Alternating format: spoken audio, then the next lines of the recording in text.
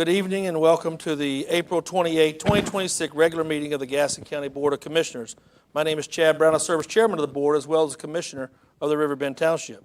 I would like to welcome our viewers and thank Spectrum Cable and AT&T for making it possible for our citizens and our live streaming audience. I would like to present your Gaston County Commission beginning on my far right. Alan Fraley, Cherryville Township. Good evening, Scott Sheehan, Gastonia Township. Jim Bailey, South Point Township. Kathy Cloninger, Dallas Township. Bob Hovis, Crowders Mountain Township. Good evening, Tom Tigger, Gastonia. At this time, I will also ask Commissioner Hovis for the invocation to be led by the Pledge of Allegiance by Robert Rackle, our special guest. If you will, please bow with me. Gracious Father, we come to you tonight to conduct the business of the county. Father, keep us ever mindful for everyone here and all those who are here to speak. Help us to understand the point that individuals are coming from. Help us to be mindful of our compassion to those who may have a different opinion from one another, because we are all part of Gaston County. No one is always right and no one is always wrong. We ask your guidance, your prayer, and your intercession into our actions tonight. We ask that in Christ's name. Amen. Amen.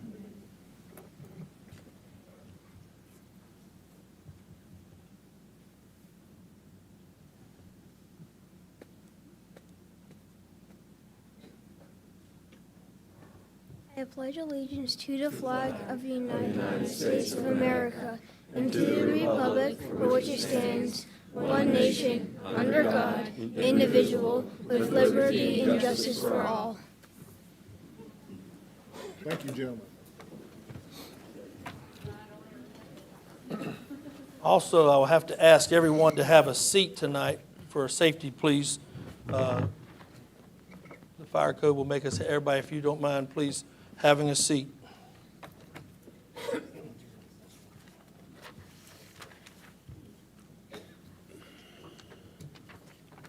First item on the agenda is public hearings. The commission will now take citizens' comments on 3 public hearings tonight. Comments will be taken from the following issues. Conditional District REZ-240. Conditional District REZ-226 will be postponed, and REZ-242 zoning map change will be on the agenda tonight. Before we begin, let me outline the rules of procedure for the hearing. Citizens wishing to make comments will be recognized by the chair, then requested to step to the microphone and state their name and address for the record. Comments are limited to 3 minutes. All questions shall be directed to the chair for response. The chair shall rule on all points of order for the hearing. Do I hear a motion to go into public hearing? So moved, Mr. Motion made by Commissioner Hovis, seconded by Commissioner Sheehan. All in favor? We are now in public hearing. The first item on the agenda is Conditional District REZ-240, RTR Renovations LLC. Ms. Jamie Leasy, Planning to Building and Development Services, will provide a brief overview. Once she has completed her comments, citizens' comments will be taken. Ms. Leasy. Thank you, Mr. Chairman.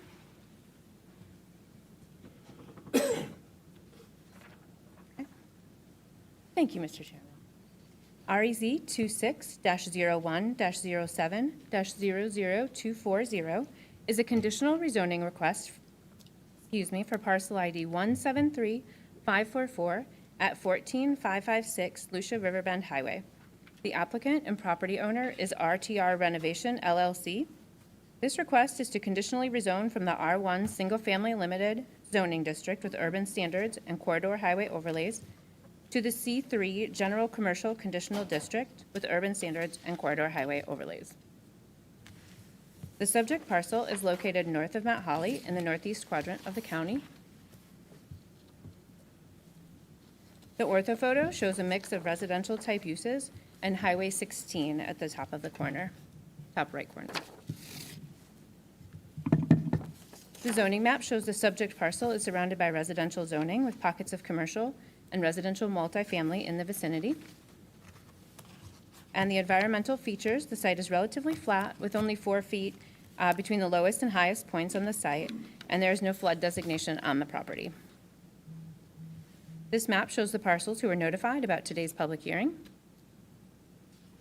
This is a list of properties that were notified.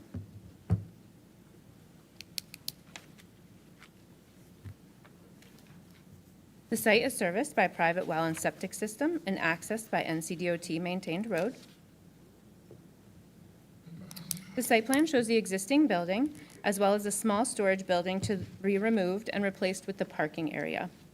The proposed Type D buffer and fence runs along the side and rear of the property, and the area has been set aside for a future storage building to the rear of the property. This is an image of the existing structure and the storage building from Google Street Views. The proposed site plan meets all parking surface and off-street parking space requirements, as well as the buffer yard requirements. General ordinance sections that we looked at during the review include the definition of contractor's office and equipment storage yard, and the underlining zoning district definition for the proposed C3 district. We also reviewed the conditional district definition and the table of uses, which confirmed that the contractor's office and equipment storage yard is a permitted use in the C3 underlying zoning district. This is an existing site. The applicant is requesting relief from lot grading and lot width requirements as no site alterations are proposed. The building does not meet the front setback requirement for the CH overlay district, which are stricter than the underlying zoning district of C3. The existing building setback is 44 feet from the property line, and the requirement is 50 feet. So they're requesting 6 feet of relief from that front setback. The Gaston County TRC reviewed this project on Wednesday, February 18th, and provided the following comments. EMS Natural Resources Building Services had no comment. Environmental Health indicated that if the application is approved, the applicant will be required to apply for existing septic system approval due to the change in use. And staff received one call about this rezoning request. Citizen asked general questions but did not share any concerns with staff. As for the comprehensive land use plan, the subject parcels are within Area 3, Northeast Riverfront Gaston Small Area Plan. The future land use designation is rural. The application as presented aligns with the comprehensive land use plan, as it will maintain the rural feel of the area, as well as bring increased commercial and job opportunities. The Planning and Zoning Board heard this case on its April 13th regular meeting and recommended approval with a 10-0 vote. With that, I ask that you receive the staff report and presentation. As always, the board has the ability to recommend approve with modification or deny the request. Mr. Chairman, this concludes my presentation. The applicant is here if you have any questions. Thank you, ma'am. Are there any comments from the applicant at this time?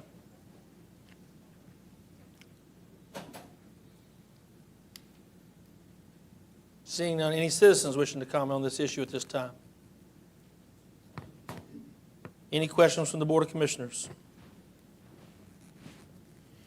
If there are no additional comments, I will now declare the public hearing closed. Just to recap, the Planning and Zoning Board had unanimously recommended approval, finding it to be reasonable in the public interest and consistent with the goals and comp plan, as it is keep the parcel appearance residential in nature, as well as being increased commercial opportunities in this area.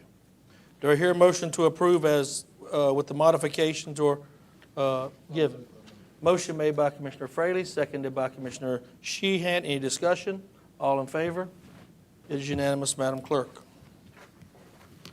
The next item was pulled. I will read it. Just, Jamie, do you want to announce what day is the June 23rd will be the regular meeting? We will not have to re-advertise, just for the simple fact that we are just moving that to that. Do I hear a motion to continue the public hearing of REZ 226? Motion made by Commissioner Bailey, seconded by Commissioner Sheehan. All in favor? It is continued, Madam Clerk. The next item is the zoning map change, REZ-242, Clifton Kerr 4. The applicant, Ms. Peyton Wiggins, Land Development Manager, Building and Development Services, will provide a brief overview. Once she has completed her comments, citizens' comments will be taken. Ms. Wiggins. Thank you, Mr. Chairman. REZ-26-02-19-00242 is a general rezoning request from Clifton Kerr 4 for PID 319056.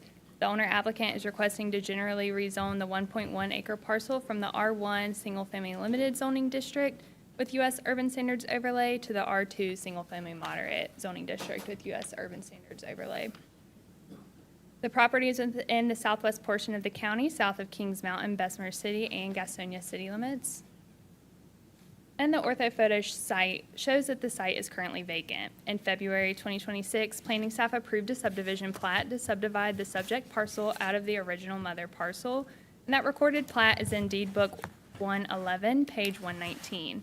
The portion of the county is primarily residential with a variety of housing types throughout the surrounding area. The environmental map shows that there's no flood on the property. The environmental map also confirms the property lies outside of any flood zone and shows an approximate 12-foot elevation decrease from north to south across the 145-foot wide lot. The zoning map shows the subject property is R1 with R1 throughout the entire area. There's a bit of white to the south, which is an approved development within the city limits of Gastonia. This map shows the property owners who received notices for tonight's public hearing. Notices were mailed on Tuesday, April 14th, and a sign was placed on site the same day. Planning staff has not yet received any comments about this request. And this slide shows the information of those who were notified. The site to be developed would be served by a private well and septic system, and the site has frontage along Camp Rotary Road, which is an NCDOT-owned and maintained roadway. The Gaston County TRC reviewed this request on March 24th, and there were no comments at this time. The GCL MPO provided the following comments, and the full letter is attached to your staff packet for more detail. According to the NCDOT's 2026-2035 STIP, there are no funded transportation improvement projects in the immediate vicinity. However, according to the CTP, there are recommended bicycle facility improvements along Camp Rotary Road, and these are unfunded at this time. This property falls within Area 5, Scenic Gaston, Southwest Gaston Small Area Plan of the Comprehensive Land Use Plan. The future land use designation is rural, and these areas are characterized by green rolling hills and plenty of open space. Residential homes are located on larger lots and are set back from the roads they front upon. Staff finds this application as presented consistent with the goals and future land use designation found within the comp plan, as it will keep the parcel residential in nature. The Planning and Zoning Board heard this request at its April 13th meeting and recommended approval of this request by a 10-0 vote. Mr. Chairman, this concludes my presentation, and the applicant's here to answer any questions y'all may have. Thank you, ma'am. Any comments from the applicant at this time? Any citizens wishing to comment on this issue? Any questions from the Board of Commissioners? Seeing there are no additional comments, I will declare the public hearing closed. Just to recap, the Planning and Zoning Board recommended approval by a 10-0 vote, finding it reasonable in the public interest and consistent with the goals of the comp plan. And it will issue the parcel residential in nature and is envisioned by the rural future land use development. Do I hear a motion to approve? Motion to approve, Mr. Motion Chairman. made by Commissioner Hovis, seconded by Commissioner Sheehan. Any discussion? All in favor? It is unanimous, Madam Clerk. Thank you. This concludes tonight's public hearing. Next item on the agenda is approval of the business agenda. Are there any revisions to the business agenda or any items that need to be pulled?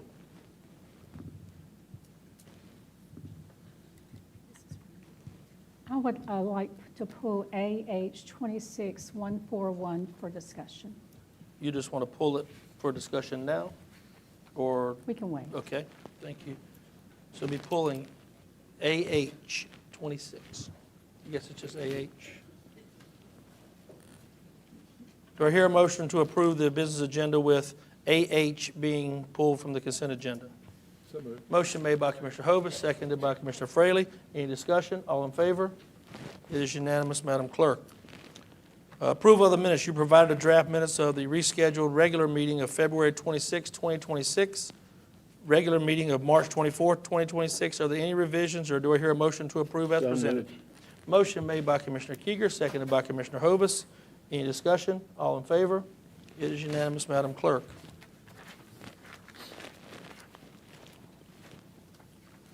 The next item is citizens' recognition. Our next item is citizens' recognition. A portion of the board's agenda is set aside for the purpose of allowing citizens the opportunity to offer comments and suggestions. This period of comment is not intended to require the commission or staff to answer any questions or provide a response.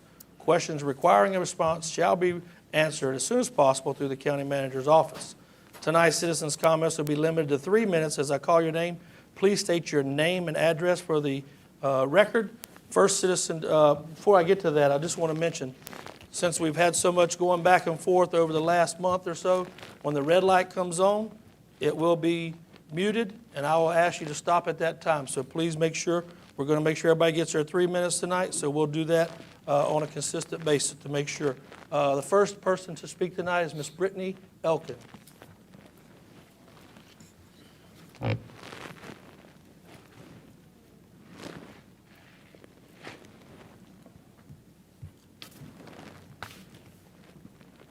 Hi, my name is Brittany Elkin. I live at 3012 High Ridge Court. A year or two ago, my kids were outside playing with the neighbors when a police officer pulled into our neighborhood to say hello and let them see all the cool stuff in the car. The kids thought it was awesome, and honestly, so did I. So I want to be very clear. I understand the value of our men and women in uniform and their importance in this community. That is why I believe that an ounce of prevention would go a long way in Gaston County. Teachers are foundational to the long-term safety and success of our communities, and this is backed by research. Multiple studies show that stronger public school funding leads to lower rates of violent and property crime. When students receive strong, well-funded education, they gain access to better jobs and critical life skills like impulse control, problem solving, and long-term thinking that are directly tied to the lower crime rates. We cannot only focus on responding to crime, we need to invest in preventing it. And right now, Gaston County is choosing reaction over prevention.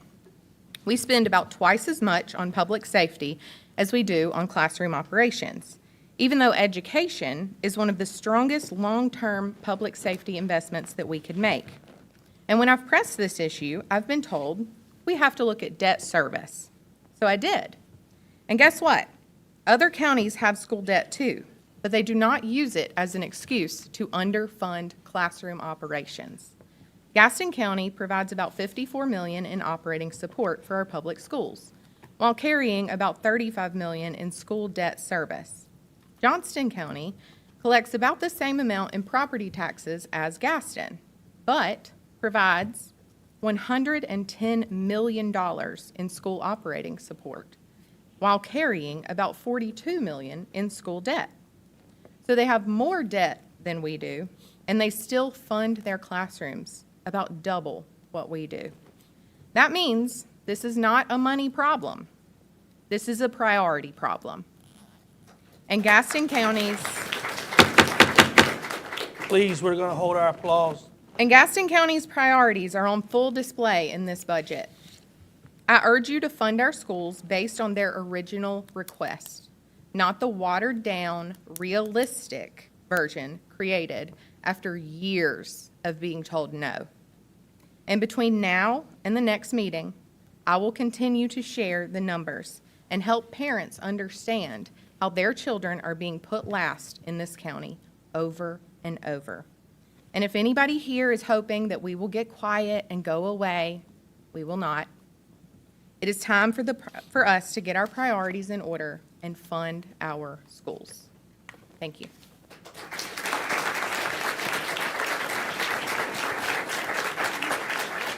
Just stop it.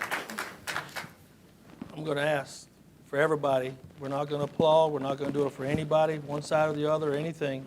That way everybody gets the expedient time that they need to be here. The next person is Ms. Heather Elkin.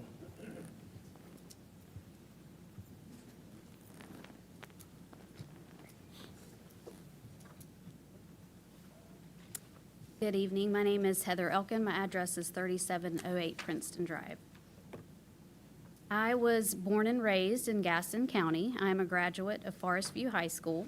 I was raised by two educators who gave 30 years of service to Gaston County schools, one as a beloved kindergarten and AG teacher, one as an esteemed principal and deputy assistant superintendent. I was raised in an environment that focused on the importance of public education. And public education at that time looked very different than it does in this county today. Two of my three children are students at Robinson Elementary, and my third starts kindergarten there in the fall. I was proud to enroll them in the same elementary school that I attended as a child and where my mother taught kindergarten for 20 years. The education I received through Gaston County Schools was stellar, and I wanted the same for my children. But what I see today as my children are being raised in that same school system looks different. Their teachers don't have the supplies they need. Now they don't have the staff that is necessary to provide our children with a well-rounded education. Librarians, school counselors, and nurses are gone. Theater programs are gone. I never could have imagined that a school system would get to such dire straits, and it's incomprehensible to me that we are here, but we are. The Board of Education has consistently been asking you for funds and have been receiving significantly less than what they need. This year, they aren't even asking for what they need, but only for what's realistic. Why is that? Because they know that you won't give them what they need? Why are our children and teachers not being prioritized in the county budget? Why are we spending so much less on education than peer counties? These children are the future of this community. They are the next generation of nurses, police officers, paramedics, and important members of our community who need the foundation that should be taught to them in our schools. Like I said, I'm a product of Gaston County Schools, and I have proudly served this community as a nurse for 20 years. Who is going to come behind me? Students whose education has been whittled down to the very basics because of lack of funds, vulnerable children who have fallen through the cracks because they didn't have a school counselor, students whose specials departments have been cut because we don't have enough money to pay for well-rounded education for them. A successful community depends on successful children, and I don't see how they can be successful in this environment. I fully understand that this is also a state-level issue with our legislatures failing to pass a budget, but all other counties in this state are dealing with that same problem. Yet the majority of those counties are choosing to spend significantly more than we are per pupil. I remember my dad fighting tirelessly for the teachers and students of Gaston County Schools. He was here at these commissioners' meetings every month fighting to get what he needed for his schools. And now that he's retired, I will come stand here too and fight for them. Thank you. Stephanie Hart. We're not going to do this. I'm sorry. I'm not trying to be mean, but we have to stop this. If it continues, we'll just start escorting. Thank you.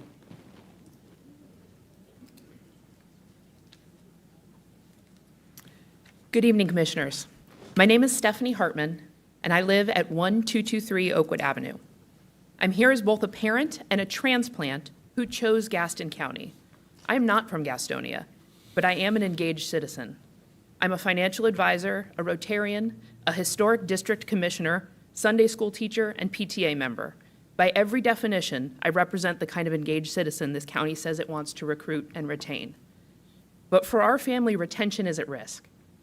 The Board of Education once again is about to submit a bare-bones budget anticipating that this body will not fully fund our schools. As a result, $3.3 million was preemptively cut from funding intended for exceptional students. I am the parent of one of those students. My son Sammy is exceptional in every way. He is exceptionally smart, exceptionally funny, and exceptionally kind. He does not require an EC classroom, but what he needs and what federal law requires is access to a general education classroom with additional supports. Those supports are what is being cut. Under the IDEA Act, the services in his IEP are not optional. They are not a nice to have, they are the law. Because our district and school is failing, our family drives 17 miles each way from the historic district to Pinewood Elementary in Mount Holly so that our son will receive an exceptional education. Pinewood was the only passing school to accept him through the lottery process. I applied to 10 different schools to get him into a quality kindergarten and applied for private ESA grants as well, for which we were denied. The process of getting Sammy into a Gaston County kindergarten that was not failing was more difficult than getting into graduate school. And I go to Harvard. Families should not have to bend over backwards in this county just to ensure that our children are educated adequately and legally. And let me be clear about accountability. We do understand the state and federal government share blame. Tonight, we're asking you to step up and to lead locally, because you do not strengthen a workforce or retain engaged citizens without supporting our kids. And shame on anyone who would balance a budget by denying fundamental rights to children with disabilities. Fund Gaston County Schools at the full $68 million outlined in the superintendent's original budget. This represents only 32% of local property tax revenue allocated to schools and still places Gaston County at the bottom of peer-sized counties for the proportion of the budget being allocated to school funding. This is the bare minimum. And the fact that families are here groveling for funding that still amounts to less than average is unacceptable. So let me be very clear. We, the parents of Gaston County, will not stand by while you gamble with our kids' future. If this body will not adequately invest in education, parents will run, we will campaign, and we will vote to replace you with leaders who will keep our children first. Thank you. Holland Delaney.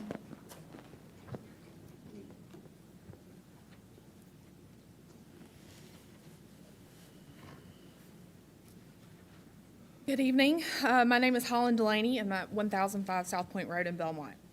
My daughter is a fourth grader at Belmont Central, and my son will attend kindergarten at Page Primary this fall.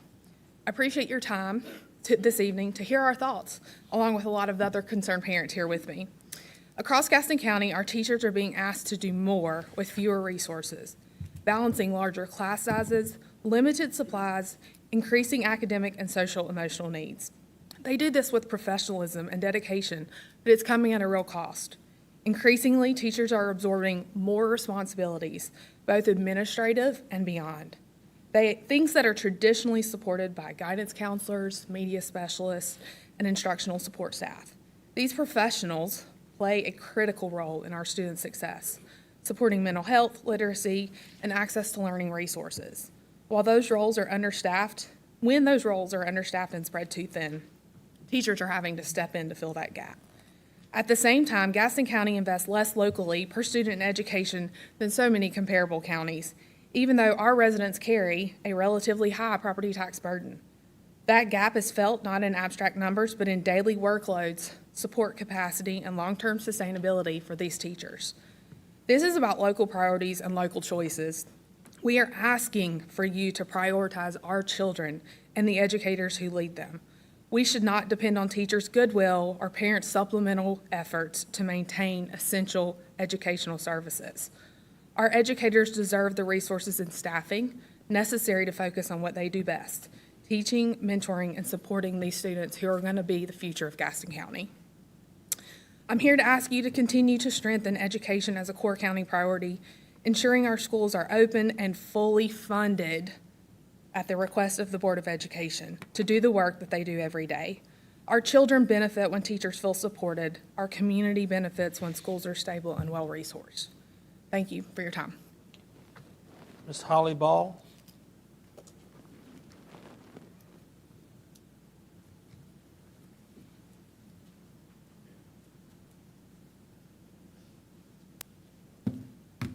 My name is Holly Ball.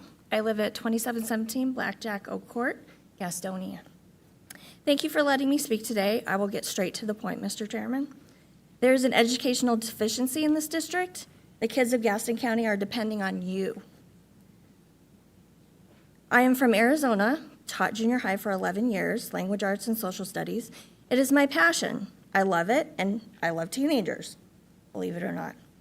We moved to North Carolina in 2018. After 7 years of being a stay-at-home mom, I went back to work. I was hired to teach ELA at a middle school. Quickly, I began to see the mismanagement of the district. Number one, EC students are not serviced according to the IEPs. The EC person who was supposed to service my IEP students, the minutes, was not available most of the time. I asked about this missing minutes, and I was told I was at the helm of the ship. The EC department needs funding for more people to service our IEP students. No student should be left behind due to staff shortages. It's illegal. Education is a human right. Number two, funding is needed for support staff for safety in the community of the school. Fights would break out in my classroom every 2 to 3 weeks. I called for support staff who would never come or would come 30 minutes after the call. At-risk schools should have extra support staff, a school-wide behavior plan that everyone needs to enforce, and have follow-through with consequences. What happens to the kids that want to sit there and learn? Lastly, 3, Mr. Chairman, teacher retention needs to be addressed. With this budget, schools will be working in just the bare bones. When my husband and I look for a house to buy in Gastonia, I examine the school district, spending per student, the district budget. When families look for housing, they look at the district. This is bad publicity for this district. Teachers are losing their jobs. How do you expect people to move here? There are all these nice new houses for families to move into, but the boards of the district don't want to invest into the children of the district. I would go somewhere else. There goes the tax dollars. Teachers need money and support. Just remember, when you retire, you will need a wonderful, knowledgeable nurse at the hospital down the street. You will need a literate, mathematically inclined EMT if you need it. Gaston County needs good engineers that can build bridges to sustain all the traffic that has increased over time. Teachers of Gaston County are educating the future of this county to become plumbers, electricians, lawyers, doctors, and teachers. You want them to go to local colleges and technical schools. The teachers who have jobs now are not paid enough. They could look elsewhere, like South Carolina. A side note, my family and I are moving back. Could you please just wrap it up? Thank you. Next person is Alicia Brinkley.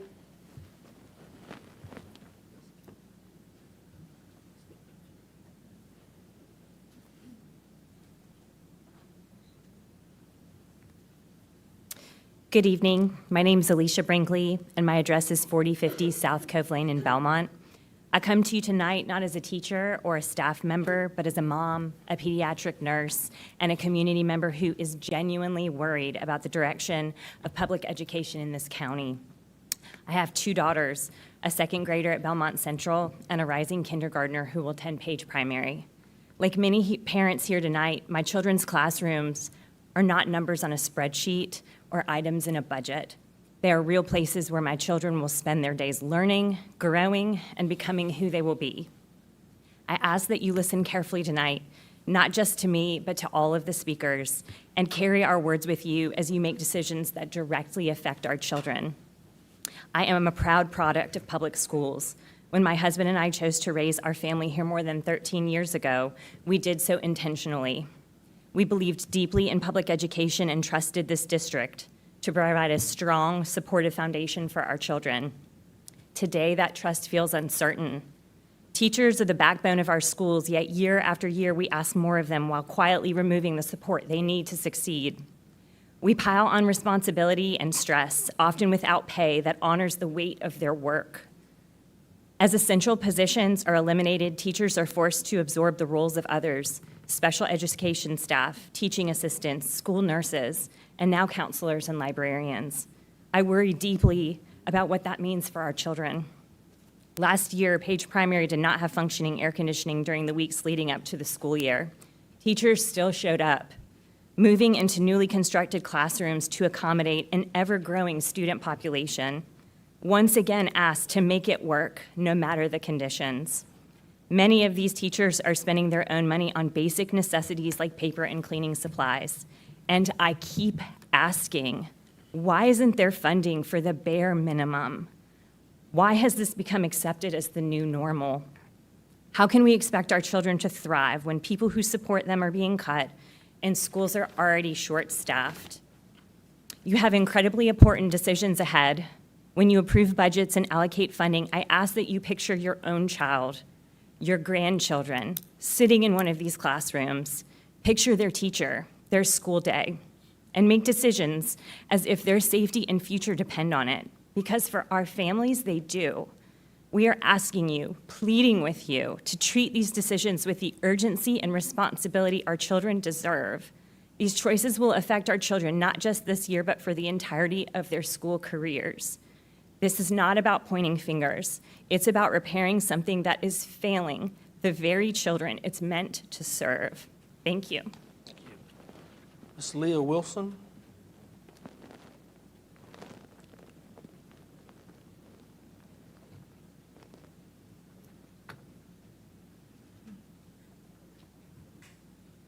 Good evening. My name is Leah Wilson. I'm at 164 Morgan's Branch Road in Belmont.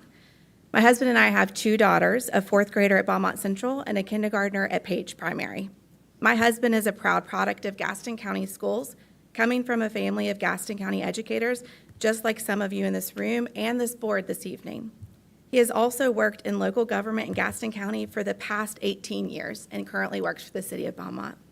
I stand before you tonight not only as a parent and a community member, but as an oncology nurse who chose a second career because I wanted to know that I was making a difference. I have to believe that that same desire to leave your community better than you found it is a part of what called each of you to serve on this board. Our schools are not separate from our community. They are our community. The children sitting in Gaston County classrooms today are tomorrow's workforce.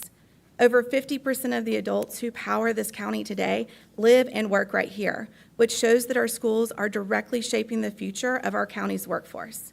Education lays the groundwork for everything that follows in a child's life. When schools are underfunded, the impact isn't limited to test scores or classroom resources. It affects whether students stay, families stay, and whether our county can build and sustain that strong local workforce. We all know that it takes just one teacher, one coach, one adult who believes in a child to change the entire trajectory of their future. That kind of impact doesn't happen when classrooms are overcrowded and educators are stretched beyond what's reasonable. It happens when schools are appropriately supported and funded. And I fully recognize that this challenge may be happening statewide without an approved state budget. But you right now have the opportunity to make a real difference right here in our town, in our own country, our own county. Because state funding isn't enough to run the system on its own, and county commissioners decide whether schools sink or stay afloat. And while the state sets the floor, the county commissioners are a part of deciding whether teachers get competitive supplements, staffing levels are sustainable, layoffs happen, and also control whether schools can fill funding gaps and avoid crises like the one happening now. We are growing rapidly in this county, yet we are asking our schools to do significantly more with significantly less. And the numbers we are seeing reflect that strain. This funding crisis isn't abstract. Finding funding and investing in education is not just an expense, it's a commitment to our own county's future.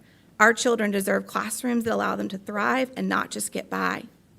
So I ask you tonight, please choose to be remembered as the board that stood up for its children and refused to underfund their future.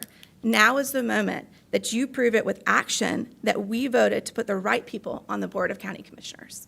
Thank you. Next person is Ms. Allison Lucas.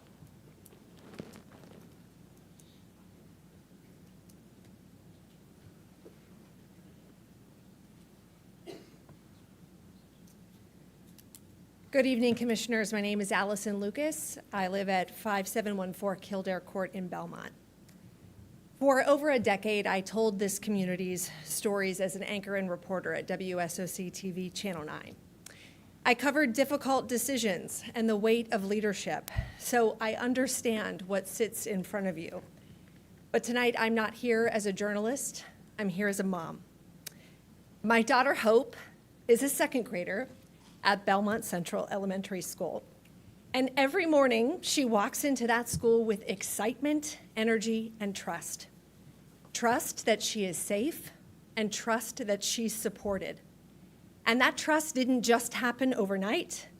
It was built, it was fostered, first at Page Primary School, where she learned how to read.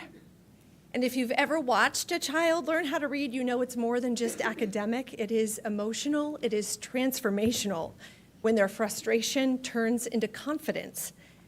The moment a child realized, I can do this, her teachers gave her that. Her teachers encouraged her, they believed in her, and they helped her believe in herself. Her teachers are people she looks up to. They are people she loves so much that at the end of every school year, there are tears, real tears, because the connection is real. And I pray that her little sister is blessed to experience that same connection when she begins kindergarten in the next few years. Our schools are a place of connection, belonging, and growth. And that's what we risk when we don't fully invest in them. When we underfund them, we don't just tighten a budget, we put pressure on everything that makes those moments matter and makes them possible. We stretch the teachers thinner, we limit opportunity, and we risk weakening the very connections that make our schools so impactful. This decision is bigger than a bottom line. Strong schools build strong communities. They shape our future, our workforce, and the culture we all value and why we love living here. So please, invest in our schools, invest in our teachers, and protect the excitement, the trust, and the connections that children like my Hope and her little sister carry with themselves every single day. Thank you. Ms. Anna Renfro.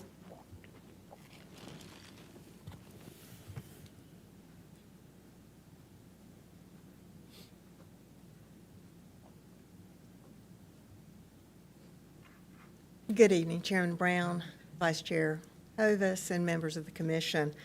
My name is Dr. Anna Renfro. I reside at 1625 Heatherlock Drive in Gastonia. I recently retired with over 40 years in education, a portion of which I'm proud to say was as a part of Gaston County Schools. I had the privilege of working under Dr. Ed Sadler. Many of you know and remember him. There are primarily two types of consequences, intended and unintended. Over the last year, I've watched the Board of Education reel over the unintended shortfall of $10 million. As with this board, I believe members of the Board of Education are passionate about their work and representation in the community. I have no doubt that each and every member of the Board of Education has been extremely concerned about the shortfall and continues to work alongside the superintendent to ensure that something like this never happens again. I agree with you and with them that it cannot and must not happen again. On the other hand, we have the Board of Commission. If I may quote Commissioner Keeger's Facebook post from this afternoon where he addressed your perspective on the school system's loss of the $7.2 million. This is state funding and has nothing to do with the county government. Unintended consequences often reveal situations that are uncomfortable for all parties involved. In this case, one unintended consequence of the property valuation changes resulted in a $7.2 million shortfall affecting your constituents who care deeply about public education and the quality of that education. Additionally, the Post continued and spoke to the addition of a $5.5 million in supplement funding over the last 11 years. Thank you for your efforts in this area. However, using 11 years as the baseline, Gaston County Schools is now in a position to lose $79.2 million over the same 11 years. That's huge. Another question was raised, should this not have been foreseeable alongside rising property values? The response concerned me as that we were not informed of this until after the budget was adopted. The uncomfortable situation is that we have two boards that don't seem that they talk to each other. Neither board should have been blindsided, in my opinion, and no superintendent should be put in a position to tell his board that they'll only ask for what they think they can get. Tonight, I'm encouraging you to not only approve the budget request of the board, but to supplement the budget by the $7.2 million shortfall, which is a direct result of decisions around the property valuation, over which you have control. Thank you. Samantha Easters.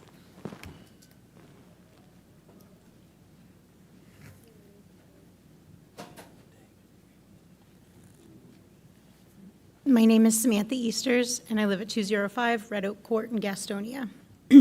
Over the past month, I, like many others, have spent time trying to understand how Gaston County Schools ended up in the position they are in today.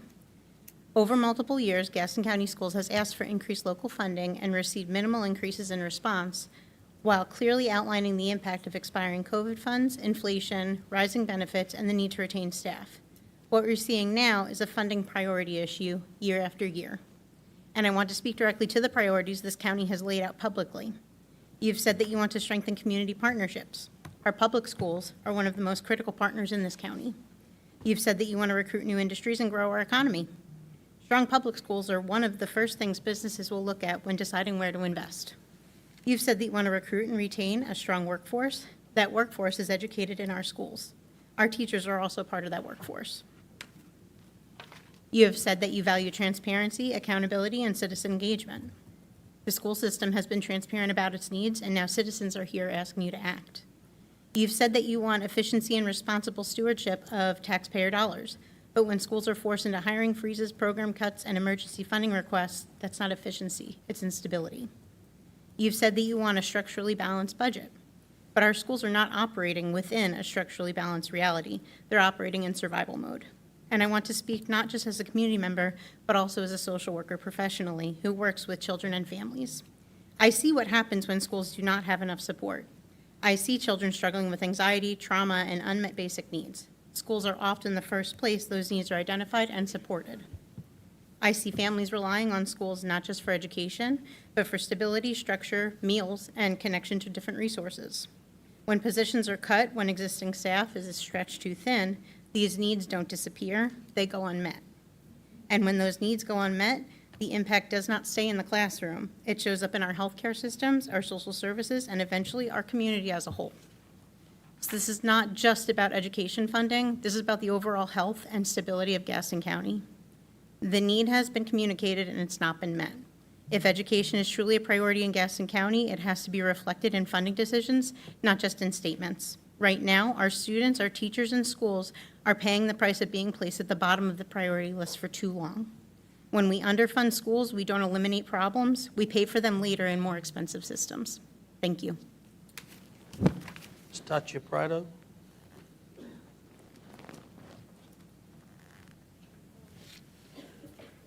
Good evening. My name is Dr. Tasha Prieto. I reside at 1136 North Alexander Street. I was born in North Carolina, and I'm a property owner in this county.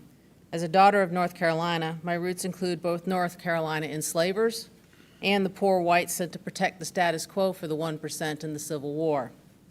I mention my roots because outside, after the last meeting, the Confederacy supporters wanted to know how many members of my family fought in the Civil War. As if the greater the number, the greater the right I might have to an opinion on the racist statue. The answer is at least 5. I'm not proud of that number, but it should give my opinion on the statue's subject equal footing with the Confederacy supporters, who claim it is a memorial to our shared ancestors. And my opinion is that we should remember our failings as a society, not honor them. We should teach our children where we strayed from the ideal of equality for all. We should not honor the Civil War, which at its heart was fought expressly to keep equality from all. We should teach our children where we strayed from the ideal of blind justice. We should not honor the second iteration of the KKK in the 1910s when this statue was erected, designed to expressly intimate that justice is neither blind nor equal in this courthouse. Instead, let's teach our children the truth about the Civil War. Let's teach our children that when we as a society realize the error of our ways, our past ways, we correct course. That when we know better, we do better. For that reason, I respectfully request that the statue be moved elsewhere, to a graveyard or to a museum. That way the county commissioners can show they truly support the fundamental American ideals of equality for all and blind justice. Thank you. Cameron Cowell?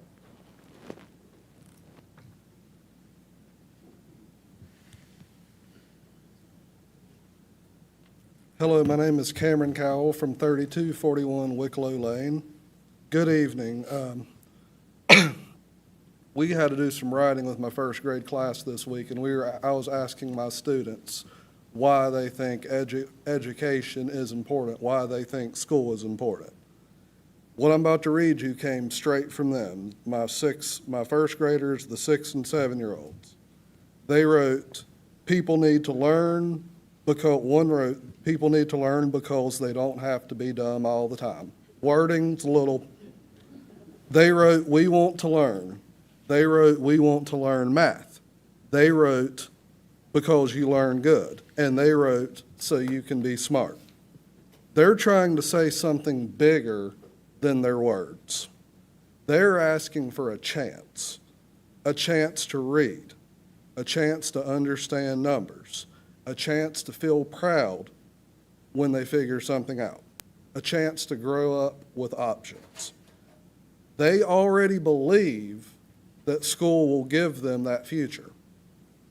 The hard truth is this: our local funding decisions don't match their dreams, that don't match their beliefs.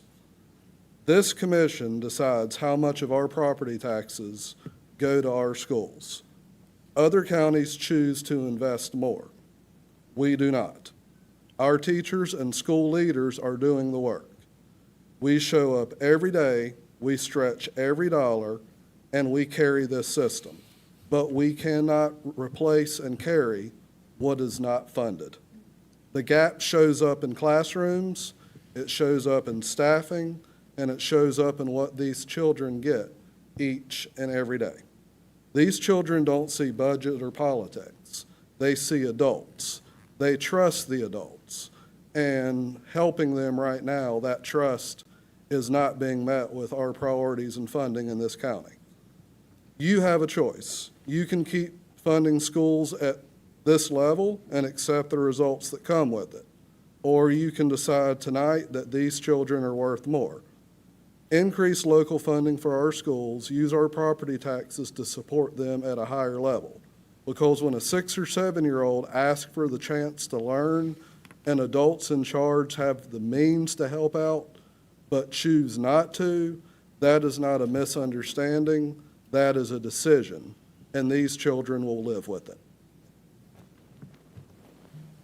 Noah Hartley.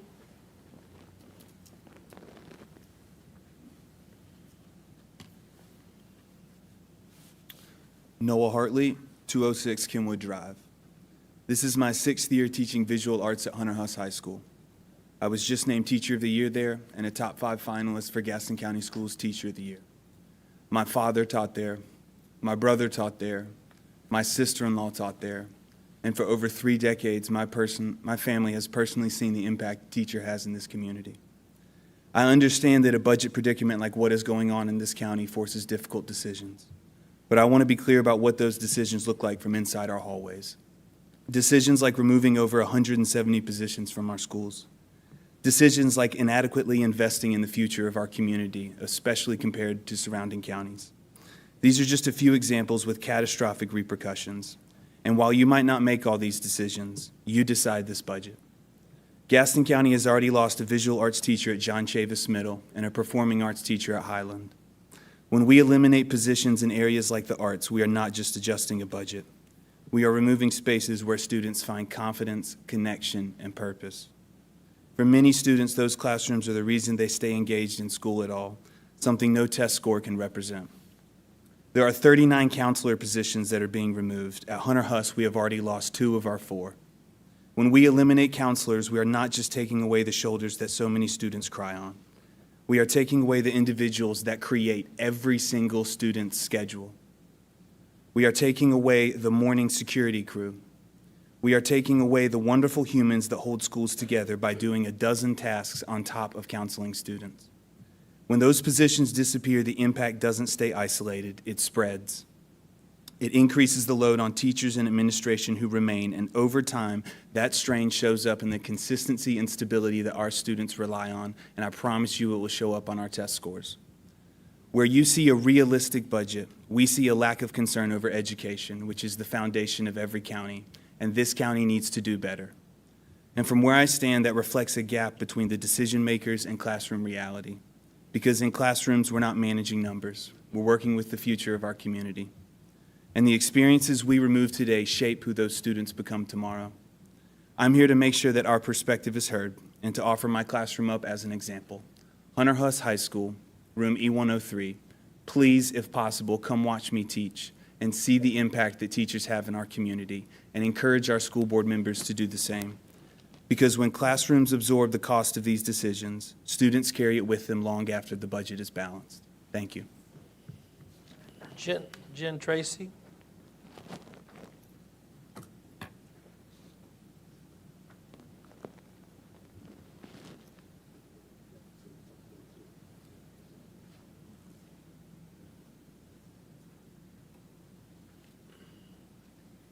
Good evening.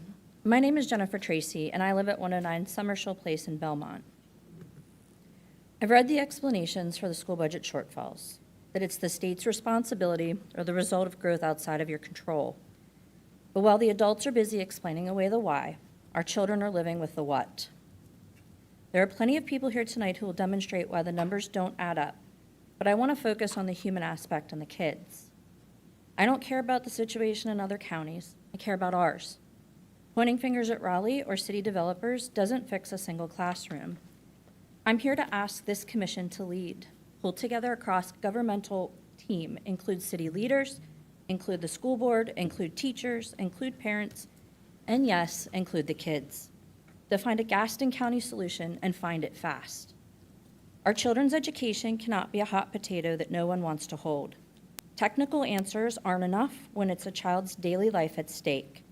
My son is about to speak. He wrote every word of his remarks himself.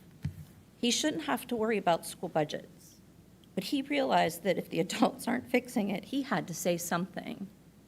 Please listen, not as a budget item, but as a student and an equal resident of this county. He's next on the list. Are you Jack? Okay, go ahead, Jack. Hi, my name is Jack Tracy. My address is on the sheet.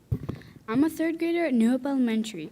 I'm here because you are not giving our schools enough money. They're in a deep hole and we need to put a ladder in so they can get out. The kids want to help. We can have bake sales or lemonade stands to help make some money too. I want to tell y'all what it's like at my school. We're growing so fast that we have kids meeting with teachers in closets. I go to AIG in a trailer outside with no bathroom, and some teachers don't even have a room. They have to push their things on carts. I know they are planning to do some construction to expand my school, but if they're building more classrooms, why are they getting rid of our teachers? My first grade teaching assistant, Miss Surface, just became a teacher a few months ago.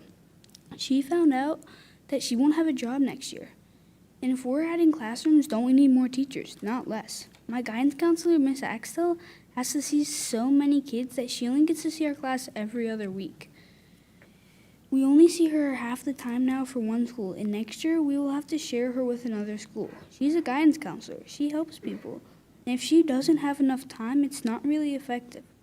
Also, my teachers and parents are having to pay for stuff themselves. My teachers are having to pay for copies and the stuff we have in our classrooms, like our games and our books. My mom does PTO, and they have to pay for IXL, which I don't really like IXL, but do y'all have to pay for the stuff that you use at work? In social studies, we're learning about supply and demand.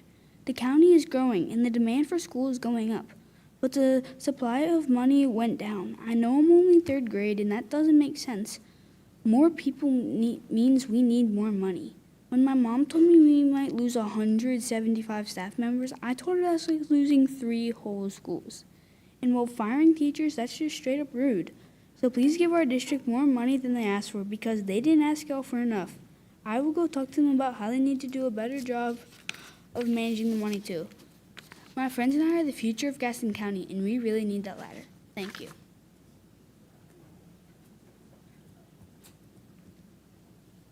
Are you Oliver? Yes. Go ahead, sir. Hi, my name is Oliver Oliveras. I am a third grader at New Hope Elementary. I am here because I love my school. It made me very sad this week to find out that one of my teachers from first grade, Mrs. Surface, was cut and will not be back next year. I'm worried that if we lose more teachers, it won't be the same. Not just for me, but for younger kids that haven't had the chance to start school yet, like my little sister. I love to read. My library is my favorite specials. Mrs. Ammons shows me different books that she thinks that I will like, and she always has great picks. She says I am her history guy. If our schools keep losing money, I am afraid kids aren't going to be able to go to the library as much and learn from people like Mrs. Ammons. Please help New Hope keep our teachers and programs so every kid can have a great experience like mine. We are the future, and we don't want to be forgotten. Thank you.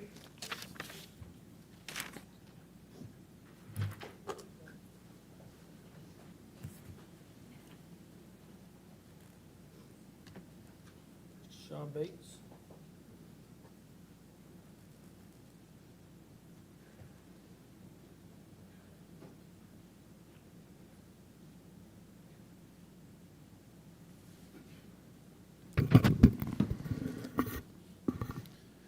Sean Bates, President, Gastonia NAACP, 201 West Franklin.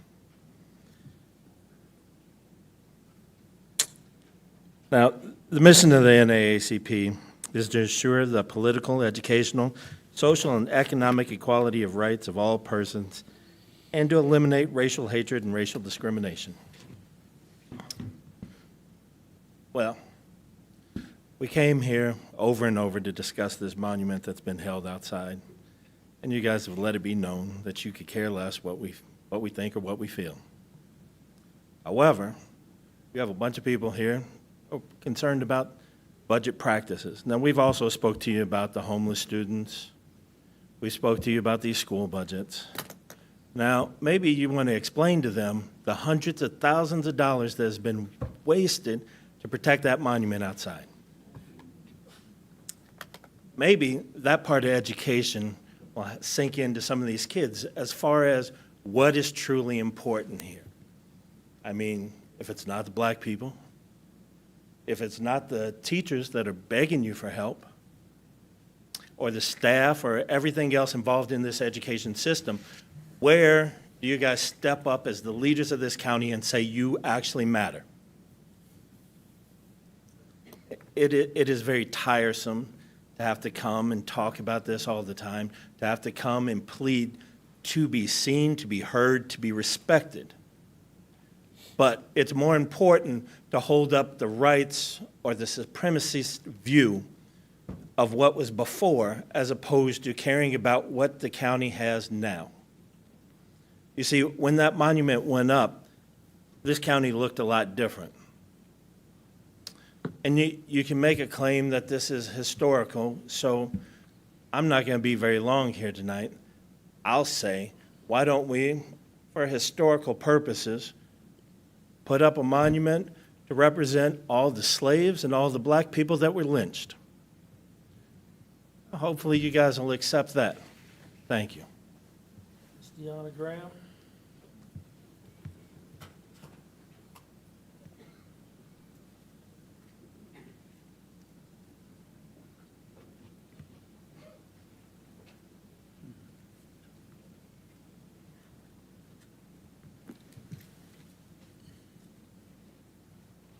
My address is 201 West Franklin Boulevard. Good evening. My name is Deanna Graham, Vice President of the NAACP Gastonia Branch 5394B. I rise tonight to address 3 issues. First, Commissioner Chad Brown, I want to believe that requiring citizens to state their addresses is about procedure, not intimidation. But when that requirement appears to be applied unevenly, it raises concerns, because it makes some voices feel weighed more heavily than others. Public meetings should be places where every citizen can speak without fear, without hesitation, and without feeling singled out or diminished. The last meeting did not feel equal, it felt selective. And equality in public participation matters. Second, I stand here once again to ask the question, and I'll continue to ask it until it's answered. If justice is truly blind, why does a Confederate monument stand at the entrance of our courthouse? This courthouse sits on the historic grounds of the Highland community, once a thriving center of black families. Yet a Confederate monument remains positioned at the very doorway of justice. This placement is not neutral. So I ask again, what message does that send to the people of Gaston County? In August 2020, this body voted to remove that monument. Commissioners once supported the relocation. Commissioner Alan Fraley spoke about grace, forgiveness, and a change of heart. So respectfully, I asked, what changed? The court ruled you were not required to remove the monument, but the decision returned the responsibility right back to you, because leadership is not defined by what you must do, but what you choose to do. Third, it is imperative that the Gaston County school system receive the financial support and resources necessary to educate, protect, and prepare our children. Strong schools create strong communities, and investing in education is investing in the future of Gaston County. Justice is not proven by the words we speak, but by the actions we take. Tonight, I ask you to show this community that justice in Gaston County stands with its people by choosing unity over division, by moving toward healing, and by fully supporting the Gaston County school system with resources our children need to succeed. Thank you. Scotty Reed.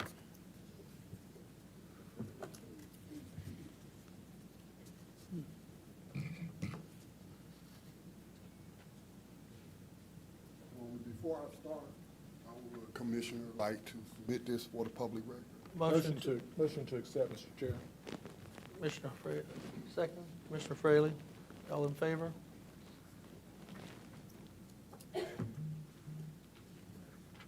Hello, my name is Scotty Reed. I live at 1521 Old Highway 27. I'm about ninth generation Gastonite. That's what I call people local to Gaston County, Gastonites. I'm a proud descendant of the first free black settlement established in 1780 in Gaston County called Rankintown. I'm coming here to speak to the audience tonight because according to the chairman at a meeting or two ago, they're not interested in hearing about anything else about this monument.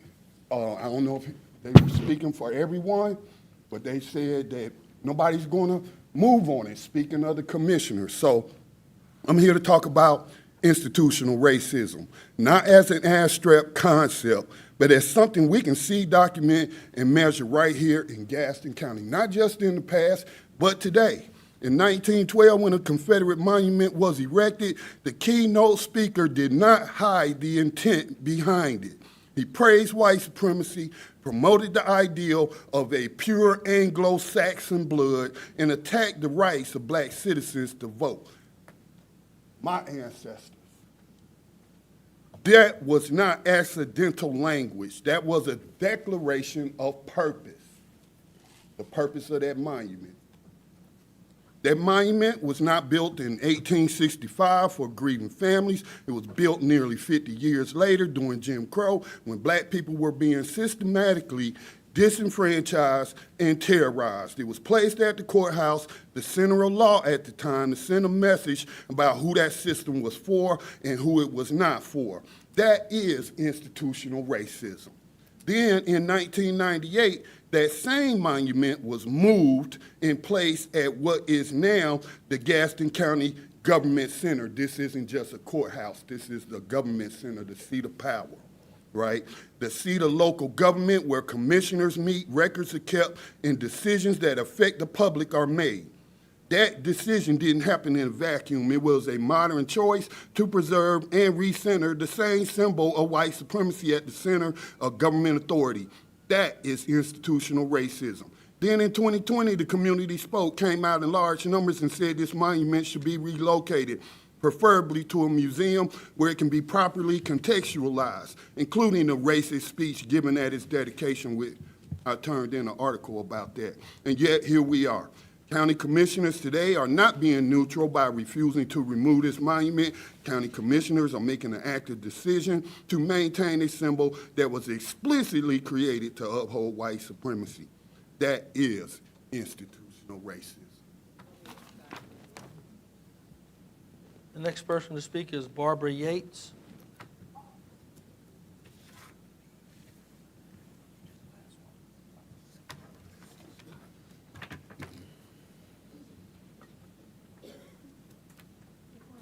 I got letters tailored for each and every. Motion to accept, Mr. Fraley, second. Mr. Sheehan, all those in favor? Say. Okay, thank you. Good evening. My name is Barbara Yates. I live at 2009 Buckthorn Court here in Gastonia. I don't have a speech tonight. I'm not really a big speaker, but I am a grandmother of 3 that are going to Gaston County schools. And I have teachers that are requesting for supplies. I'm buying paper and pencils for them, and I just don't understand that. We have an educational lottery that is not working for our system, and I'm just wondering, are you guys working with our state legislative representatives to get this worked out? You know, I just don't understand why our kids are struggling, why our teachers are struggling. It's breaking my heart to see this, and that the teachers are begging me for papers and pencils, and I just don't understand that. And I just want to concur on all these speeches tonight and just ask y'all to please work with our state representatives to get this problem solved. Thank you. Thank you, ma'am. And our last speaker is Jessica Randall.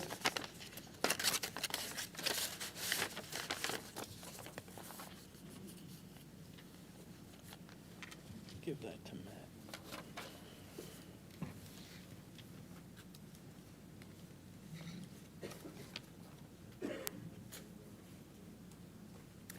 Hi, my name is Jessica Randall, 100 Mayflower Court in Cramerton. I moved to Gaston County in 2012, first living in Mount Holly and then moving to Cramerton in 2016, where we now live with our two daughters who are in 6th and 2nd grade. As small business owners and community-minded citizens, my husband and I place a high value on giving back to our community, and we are teaching our girls the same. We want Gaston County to thrive. We love the small-town feel of Cramerton, and we love our neighbors, but for the first time since we moved to Gaston, we've been looking at houses in surrounding counties for one reason only: our public schools. Thanks to a handful of women who sounded alarms, I learned recently about the small portion of our property taxes allocated to our schools compared to similar counties around us. This is a travesty. I then learned that our county's financial concerns have been brought to you, our commissioners, for years without meaningful action. What on earth could be more of a priority than our schools and our kids? We pay our teachers laughable salaries, cut their health benefits, slash their supplements, and continue to cut personnel and services, which means they are constantly doing more with less with no end in sight. Our STEAM teacher was cut from my youngest daughter's STEAM school, a model school of distinction in our state. Librarians, nurses, counselors, at a time when kids are more mentally taxed than they ever have been, and they need these resources. Entire theater departments gone. My oldest is a theater nerd. It's unthinkable to me that she can't go to Highland now and do theater. I don't think anyone would voluntarily send their kids to these public schools unless they improve.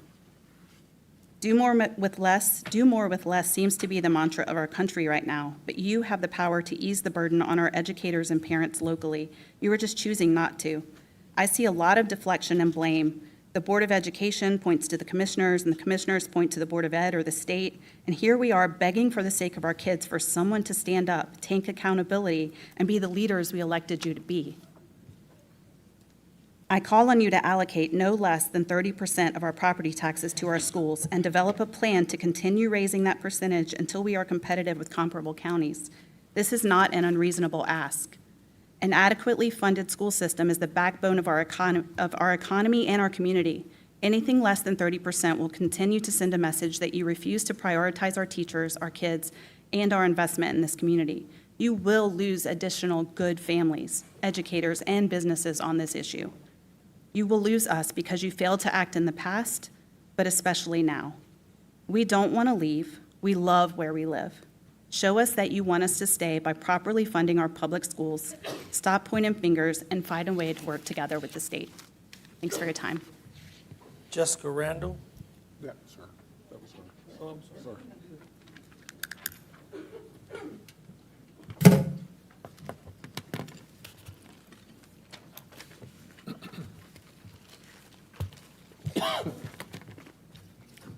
The next item on the agenda, excuse me, is the non-consent agenda items. Office of Capital Improvements to authorize the Gaston County Manager. We didn't do the consent. Consent.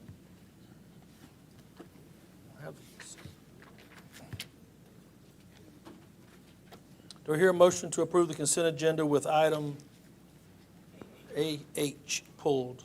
So moved. Motion made by Commissioner Kieger, seconded by Commissioner Hovis. Any discussion? All in favor? It is unanimous, Madam Clerk. Next item on the agenda is the non-consent agenda items, and Commissioner Brown to Office of Capital Improvements to authorize the county manager or his designee to execute a professional services contract with ESP Associates, Inc. for special inspections and material testing for the Gaston County Courthouse Fifth Floor project update. Do I have a motion? So moved. Second. Motion made by Commissioner Hovis, seconded by Commissioner Kieger. Any discussion? All in favor? It is unanimous, Madam Clerk.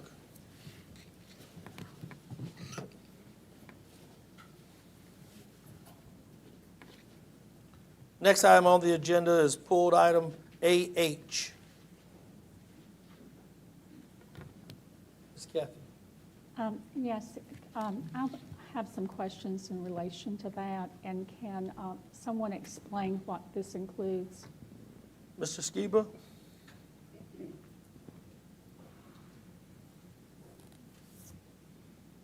So the item in question is for the renovation of the building inspections department downstairs downstairs. We've had several new offices that had to be created downstairs for some other purposes, and it took over some areas where we were at downstairs. So this is the revamping of that space downstairs, and I think one of the concerns is where the funding is actually coming from the Building Inspections Enterprise Fund. So there is no general tax funds that are being used for this renovation.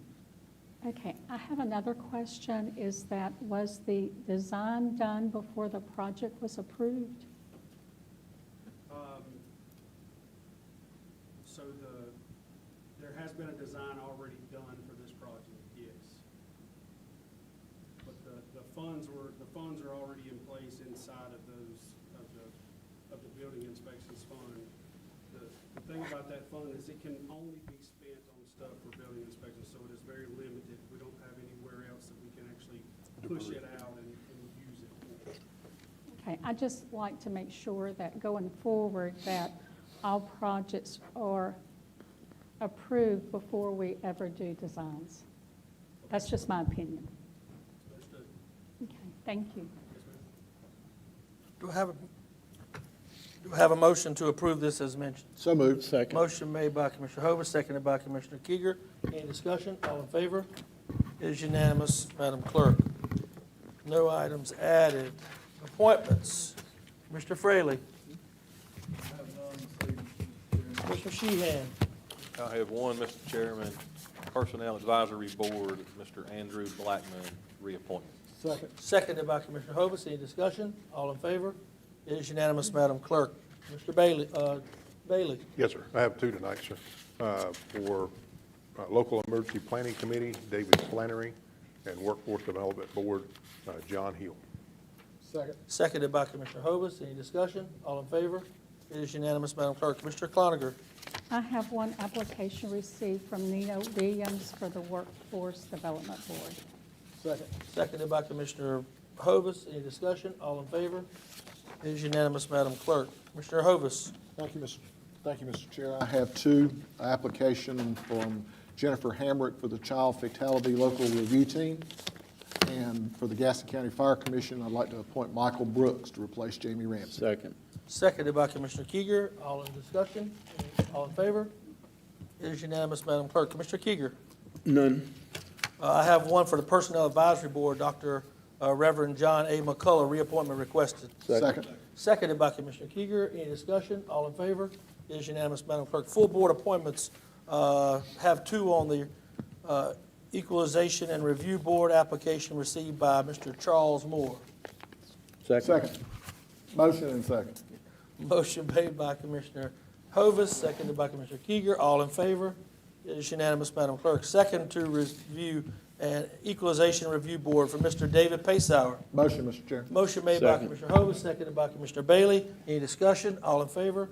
It is unanimous, Madam Clerk. Reports. Commissioner Fraley. None this evening, Commissioner Sheehan. None at this time, Mr. Chairman. Mr. Bailey.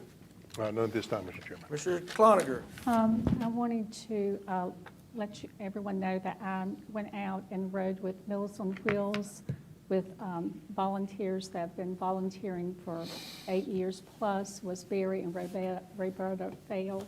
I also attended the Gaston County Parks and Recreation Advisory Board and the Gaston County Museum of Art and History Board meetings. That's all, Mr. Chair. Mr. Hovis. Mr. Chair, I'd just like to report to the board that I will be meeting with the Caramount Board of Directors this weekend in our annual planning session in Asheville, where we're doing some major long-term planning, and I'm sure some other items will come from that the board will have interest in. Other than that, I have no report. Mr. Kieger. Not at this time. I just want to report that myself and the EDC this week were opening up a grand opening of REPI, the grand opening of their second grand opening. As you know, they've added an addition, great addition out there that we added to that. So that was one of the big events this week. We have another one coming up from HACO next week on a grand opening. So a lot's happening in the economic development part of that. County Manager.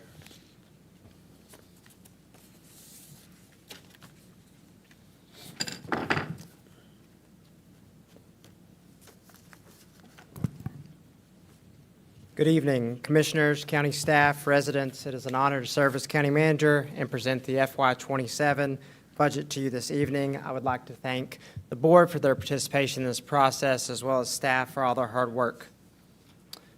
Before we get started, I just want to provide a brief outline of what we'll be discussing this evening.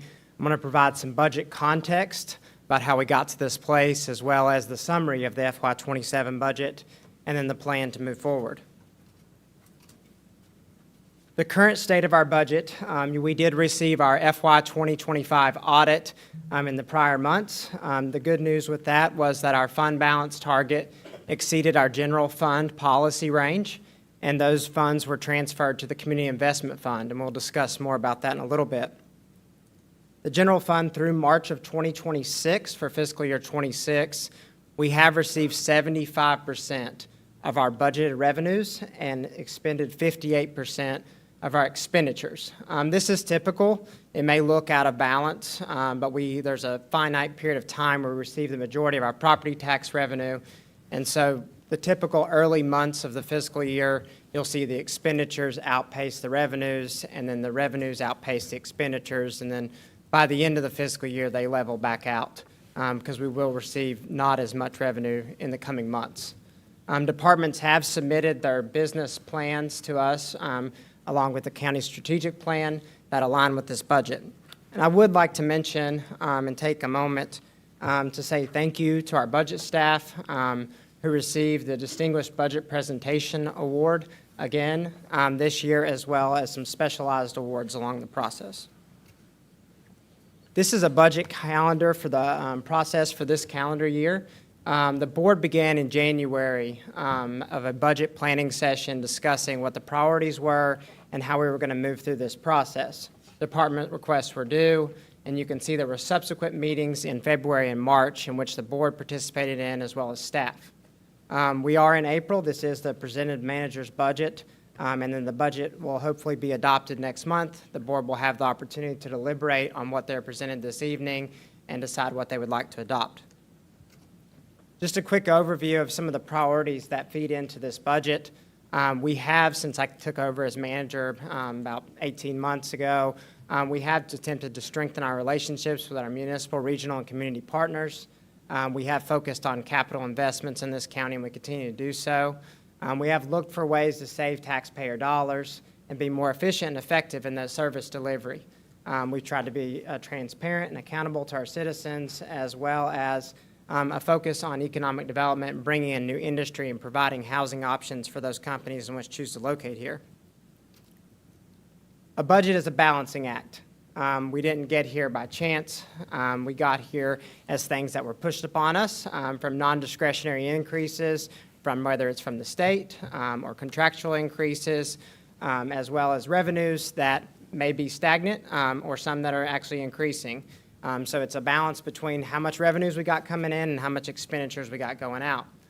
We have had to reduce discretionary expenses, as we have done over the last two budgets, and we'll get more into what that looks like in a couple slides. Fund balance. Just want to provide a brief overview of fund balance, the purpose of it, and where we are to date. Like I said previously, the majority of our revenue comes in between November and January. That's property tax. We also get sales tax 3 months in arrears, but property tax is the biggest amount. You may ask, what's the importance of fund balance? And that's the importance of that is a rainy day fund in the event of emergencies, in the event of economic opportunities or economic downturns. Also very important for our ratings. Our ratings are for bond ratings, which is our ability to issue and service debt and the interest rates in which are associated with those. It is closely monitored by the local government commission in Raleigh, and we do submit our audits and our financial reports to them on an annual basis in accordance with state statutes.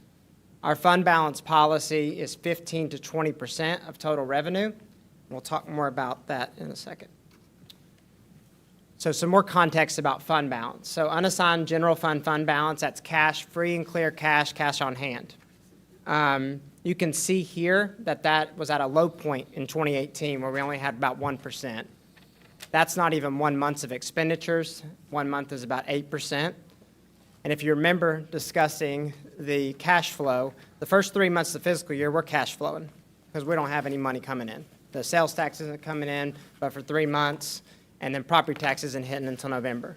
So if we don't have somewhere in the 20% range of fund balance, we are struggling to meet those demands. You can see that it peaked in 2025 at 23%. We are projecting for 2026, which these are not final numbers, and so we're being conservative with this. We're projecting an 18% fund balance. This is due to a couple things. When you went over that 20%, your policy says that anything over 20% automatically gets transferred to the Community Investment Fund, which is your capital fund. So almost $12 million was transferred there. $2.1 million for increased risk and liability insurance worker comp payments for this fiscal year. $10 million to Gaston County Schools was appropriated, as well as $8 million in the self-insurance fund. This has yet to be done, but we project this being done in June. This will essentially eat up any kind of excess revenue that you have in the current year, so nothing will be getting added. This is a summary of all funds for fiscal year 2027. You can see here the general fund is roughly $345 million. Your community investment fund is almost $52 million, and then the subsequent funds from there. $345 million total budget is only a 2% increase over FY 2026. It's an average of 1% increase over the last 2 years. If you remember, your 2025 budget and your 2026 budget were essentially flat, while taking on a significant amount of increases in debt service, as well as contractual and operating increases that were non-discretionary. You can see here that the recommended tax rate is flat at 59.9 cents. We've only have about a $5 million increase in revenue. We did have to reduce the capital investment fund transfer by $9.5 million to fund some of these non-discretionary increases that you see below, including a $5 million health insurance plan funding increase, $4.5 million and 3% COLA for our employees. Just highlight a couple more. HR 1 impacts impacted DSS by $1.5 million. Investment grants, $1.1 million. Over that same 2-year period, CPI inflation was 5.7%. So our budget was up 2%, CPI was 5.7%. So we had to make significant reductions on the county side, and we'll show more about what that looks like on an operating basis on the next slide. So this just shows you a general fund operating. These are county departments. You can see that in FY 2026, that was down about 6% or $9 million. There was a $4 million in that fiscal year of non-discretionary increases that we had no control over. So we actually reduced the operating expenses by roughly $13 million in FY 26. You can see for FY 27, there is a $6 million increase in operating, or 4%. The majority of that is non-discretionary items, including $1.1 million in investment grants and $1.1 million in IT replacements. This is an overview of the general fund revenue. You can see the majority of your revenue comes from property tax, roughly 63%. The next biggest categories are sales tax and intergovernmental and grants. Your property tax revenue is a 3% increase in projected revenue at a flat tax rate over the prior year. Stability is crucial here. In the event of economic downturns, property tax is your single biggest stable source of revenue, unlike sales tax, which is dictated based on economic factors. Sales tax continues to be a negative for us. You can see it's a projected decrease of, it's not a percent, not even 0.5%, but 0.2% from last year's budget. It's extremely volatile based on economic conditions. And remember, a portion of this is budgeted in your community investment fund, restricted for education and economic development purposes. This slide is very telling, and I want to take a second here, and I'll pause at the end if there are any questions. But the county's tax levy doesn't increase as much as the municipalities over the last few years. And so you can see here, because we're on the ad valorem sales tax basis, that the county share of sales tax in this county has went from 67% in 2022 to 61% in 2025. That is what we projected in current year as well as next year. And you may ask, what impact does that have? That has resulted in a loss of $6 million annually in sales tax for the county, and those funds have went to the different municipalities based on their ad valorem calculation.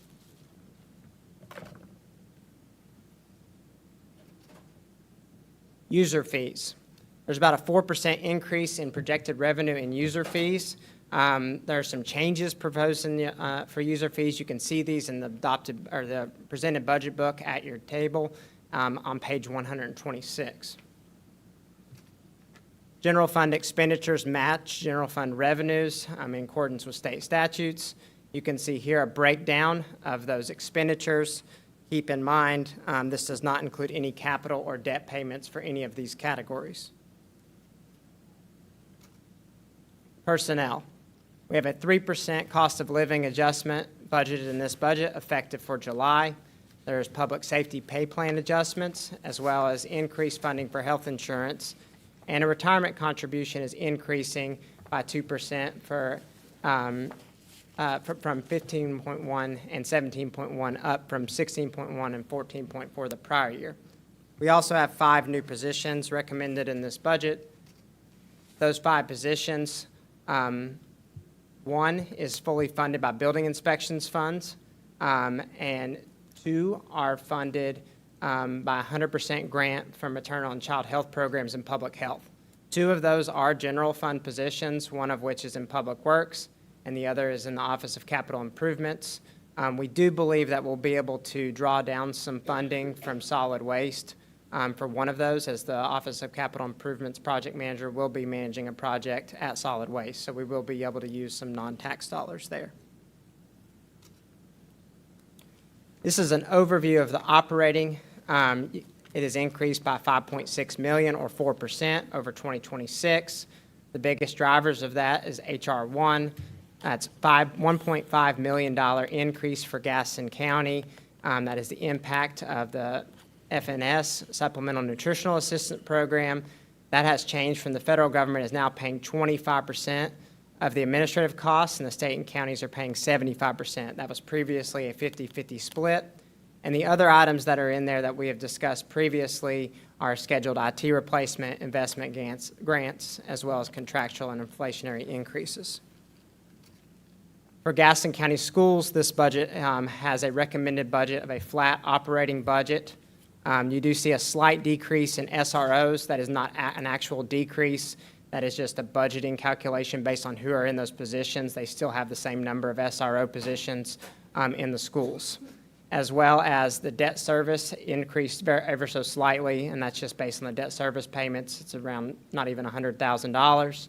And it has restored some capital funding to the schools of $1.2 million. And so their budget is up roughly $1.2 million. Gaston College, a flat operating budget. The debt service has fallen off some as we're retiring some debt, and then the capital allocation is flat.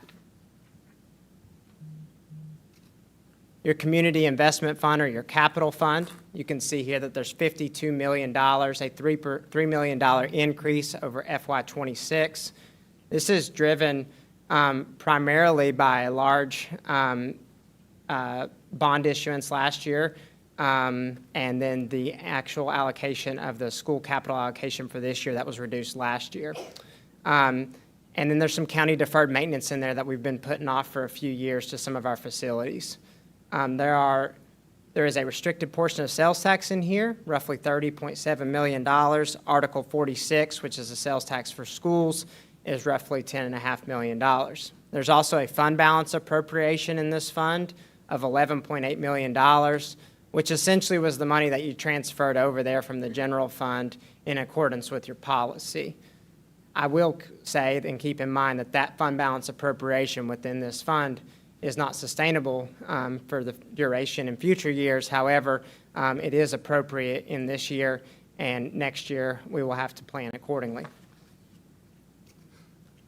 This is the breakdown of the 3 buckets within the Community Investment Fund. $13.3 million is county funding, $36.6 million is Gaston County Schools, and $1.9 million is Gaston College. The county is self-insured, and much like everyone, the medical plans and health insurance costs are continuing to rise nationwide, and we're seeing that here locally. We're seeing revenues for that fund continuously diminish and need to be higher, and the expenditures going up. There are significant administrative costs, as well as the expenditures associated with claims are going up. There has not been an increase in employee contributions in over a decade, and the employer contribution has continued to go up. And the reserves within this fund have declined, as you can see on the next slide. In FY20, there was a peak of $19 million in insurance reserves. That is down to $3 million in FY25, which is what is resulting in the need to appropriate some funds to get back to make this fund solvent, as well as a necessary change to your health plan. So you see here on this slide, the health plan is almost $32 million, a $5 million increase from FY26. You got an overview in March from the county's insurance broker. There is a 16% increase for county employees, as well as the county itself. We're splitting that increase. There is no fund balance appropriation or transfer to the general fund from this fund, and so this fund is going to remain solvent, and we will need to continue to fund it appropriately. As I mentioned previously, there will be a transfer of approximately $8 million in the general fund balance to this fund prior to June 30th due to projected overage in FY26. The United Fire Protection Service Fund, it is balanced and fiscally responsible approach, is a flat tax rate recommendation of 11.5 cents. This supports operations while planning for the future needs with no additional burden on the taxpayers. This is roughly $13.5 million in expenditures and revenue. Looking forward, things that we are going to continue to work on, we're going to continue to be process improvement oriented, as well as long-term planning for capital projects and sustainability within our budget, and make sure that we are attempting to recruit and retain economic development opportunities when necessary, and to implement feedback that we've received from the bond rating agencies in the prior years. Next steps, between now and May 12th, the budget is available for public review online and in public at the library, as well as at the county administration office. May 12th, this board will consider and have a public hearing for the FY 2027 budget adoption, and that budget will begin July 1st. Again, I would like to thank the county commissioners, budget and finance staff, as well as our organizational leadership, HR staff, communications staff, and all of our budget contacts in the departments for all of their work and participation during this process. I will now take questions at this time. Any questions from the board at this time? Mr. Fraley. Thank you, Matt, for the proposed budget.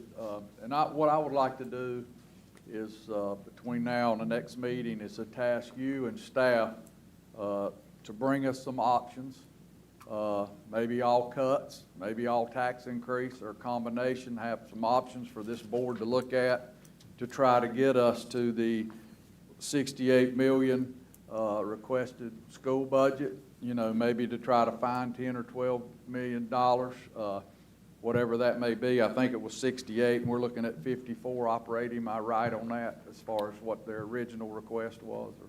We have not received an original request, so Okay. I'll get with Morgan and we'll discuss. I what heard that is. somebody mention Yeah. that number, so, and that way we can be transparent, and this board can look at these options, what we're gonna be up against to make those kind of cuts, what's gonna get cut from this budget to make it happen, or to increase taxes, and what that's gonna do, what that's gonna cost the taxpayers. But I think, just to be honest, I think we gotta take a look at it and see if there's a way we can accomplish that, and maybe meet somewhere in the middle. I don't know, but we have to, we have issues. Yes, we need to address them. I don't know what it's gonna take, but we need to start now. Thank you, Mr. Chairman. Mr. Bailey. Yes, I'd kind of like to echo some of the stuff that Alan said. While some of the teachers were talking, actually, I was doing numbers. I wasn't not paying attention to you. So, I heard one of the teachers talk about Johnston County. Their budget comes in at just about 402 million, and ours, I guess, is right about 475 total. correct? Ours is 475, excluding Right. transfers, yes. They spend approximately 93 million on their school system, while we're spending 81 million. So your numbers are pretty correct. And I would, with like Commissioner Freddie was saying, I would like to see some options to increase the budgets for the schools. And I know Commissioner Brown and Commissioner Hovis has some other ideas for some supplements also. So, but thank you, Mr. Chair. Mr. Cloninger. I would like to see some options as well. I took notes during the time that everyone spoke and things, but it really touches my heart, and I would really like to see the options. Matt, as we go through this, I guess some of the questions are, can you tell us again, go back to where, and I want it to be related to what's going on. When we talk about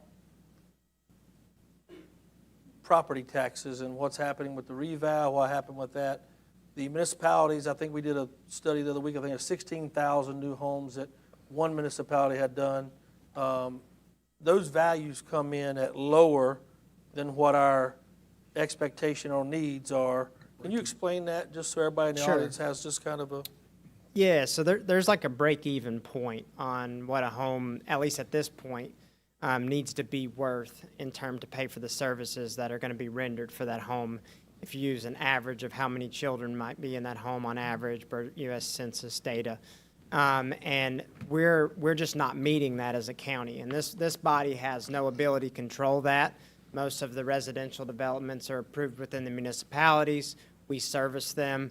And so really what's happening is when these projects are getting approved, we're having to provide additional services with not adequate enough revenue to provide those services. And so that's where we are. And if you look at us on an average home value versus, say, Union County or Mecklenburg County, I mean, we're hundreds of thousands of dollars under those average home values.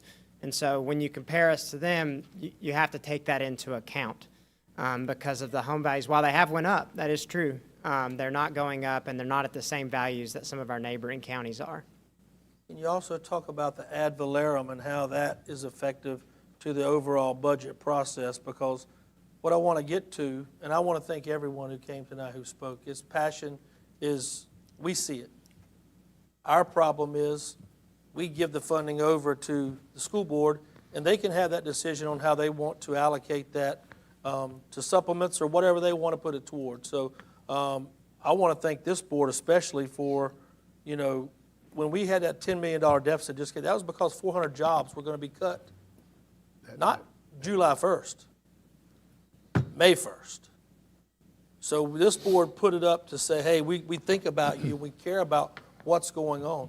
And I know it put Morgan in a difficult position to have to be able to say that, but we want you to know when we see these things, we hear your voices. We've seen the emails, and we're here. But can you talk a little bit about the ad valorem and how that affects it, and then all the total combination of the money we've lost?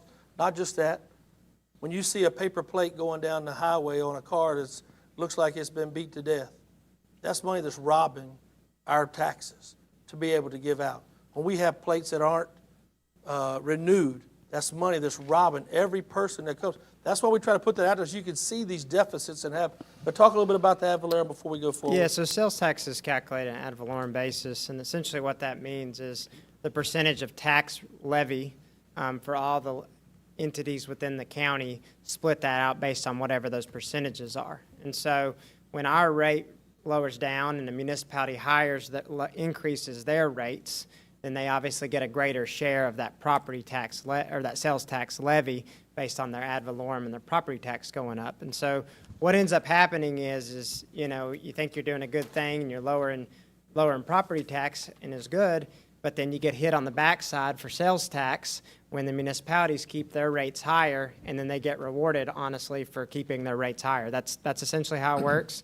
There's also a per capita method, which you could switch to, but it wouldn't be in your favor either. So the method in which you have is probably the best way to do it, but it has been a significant impact on us in the tune of $6 million over that 4-year period. I mean, it's just going to continue, and it's going to continue for the foreseeable future until any of that balances out. Commissioner Hovis. Thank you, Mr. Chair. I think with our, the results of the last revow, which we don't get to decide, I want everyone who's listening at home and those here, the 7 of us don't get to decide when a revow takes place. There's general statute requirements. And the state of North Carolina, as the state of North Carolina does with the school system, makes those decisions. And we have tried for the last several years to stay on a 4-year cycle. And again, as we were working through, we're right in the middle, ending up one currently that will take place in January of next year. But we're right on the end of that, and sure enough, we haven't received the letter, but we'll probably receive one in August from the local government commission saying you should be working towards a revow because we've reached those parameters of property value changes that we have to stay within. With that being said, you know, we have an entity that oversees us. It's called the Local Government Commission. And if we don't meet our benchmarks, and if we don't meet our requirements, Gaston County government, as you know it today, would cease to exist because they oversee us. They keep us from finding ourselves with a $10 million shortfall and putting ourselves there. That's the reason when the manager was talking about back in 2018, our fund balance was negligible. It was insufficient to operate on. This board, and I've been on this board since then, I came in 17, we have tried to run the county much like a business, recognizing our costs, recognizing our revenues, and trying to balance those. And Mr. Roden came here as an intern. And I remember the county assistant manager he was assigned to when he came said, well, I've got this project that's been sitting on my desk for 2 years. This is great. This guy's a eager beaver. He's a smart guy. I'm going to hand this to him. It'll take him 6, 8, maybe a year to get even close to being ready to do this. Mr. Roden accomplished that in 6 weeks. And the gentleman said to me, and he's made a statement to me, I've hired an overachiever. Well, he certainly is an overachiever. He has done wonders to help us to get to where we are today financially. And only because of that were we in the position to meet the school's urgent requests so that, as the chairman said, we didn't have to shut down schools. Let me just give you one example. This is fact. I'm not pointing a finger. This is just facts. I like facts. I'm a data guy. The school system since 2022 has been reimbursed at the state contract rate for diesel fuel. We run a few buses. We put a few miles on buses, right? If you took that number and equated it to what's happened since 2022, because it was frozen at $1.80 a gallon. I hate to say it, but the school system hasn't been able to buy diesel fuel for $1.80 a gallon. Prior to the Gulf insurrection over there and all that's been going on in the Strait of Hormuz, it was basically costing them $3.20 a gallon, twice the cost of what it was. Now it's like $5.18 a gallon.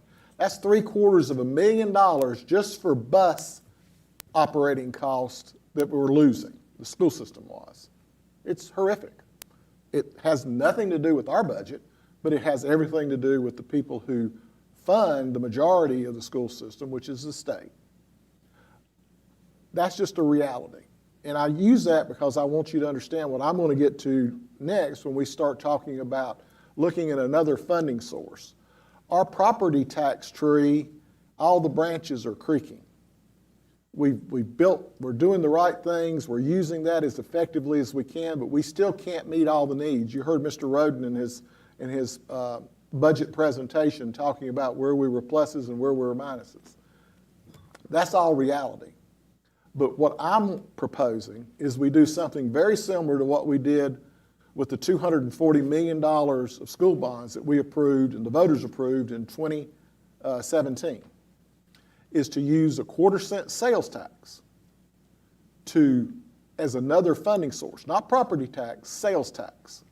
Because if you don't spend it, you don't pay it. It's the most economically dispersive way to raise funds for a government entity.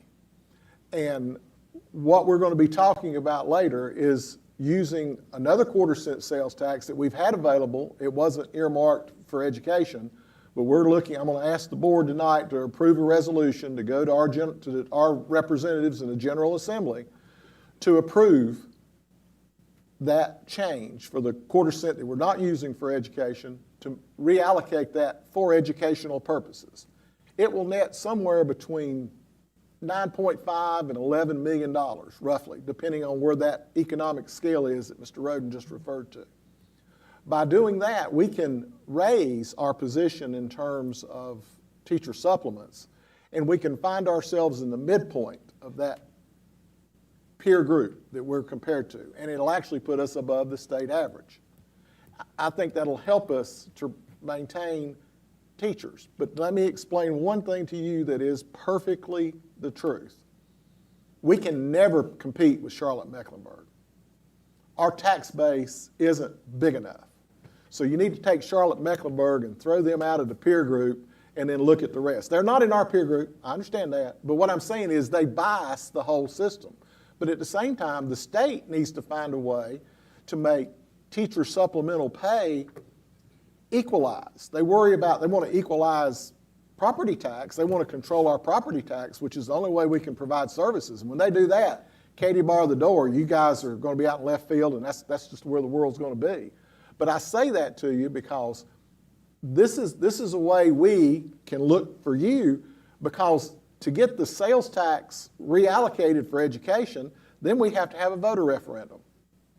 And you, the people in education or whatever, can help us and be partners with us with that.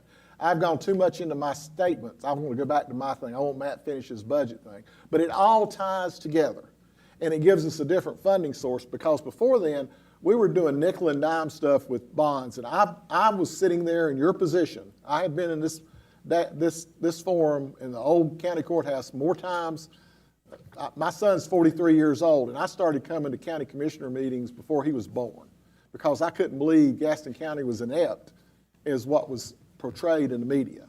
And it turns out they weren't, and I learned a lot. And that's the only reason I decided to be a representative for the people, because I understand. I know how business works, and I have a business mind.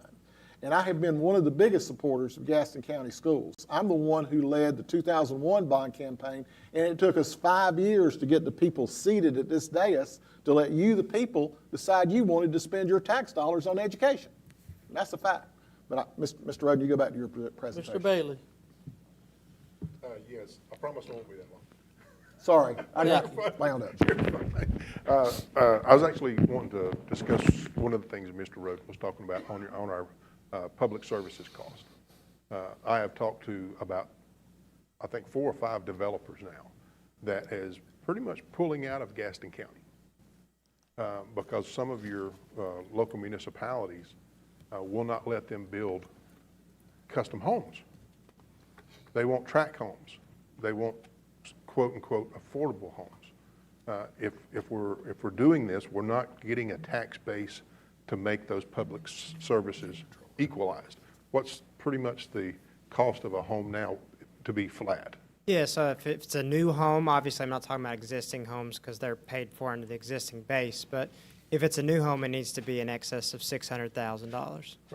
Right. And a lot of your local municipalities won't allow them to build a house that big. The developers that I've talked to on numerous occasions over the past short period of time said they have proposed very nice $1 million homes to bring in higher tax bases, higher taxes. If you're bringing in executives making a lot of money, you're bringing people into the county that's spending money also, and they're paying higher taxes. And a lot of your local municipalities aren't allowing that. So all that's going to do, if you're building, correct me if I'm wrong, Mr. Manager, if you're building a house at $350,000 and to be flat, it's over $600,000, we're falling further and further in a hole. So, I mean, I agree we need affordable housing, but you also need a mix. And some of your municipalities aren't allowing that.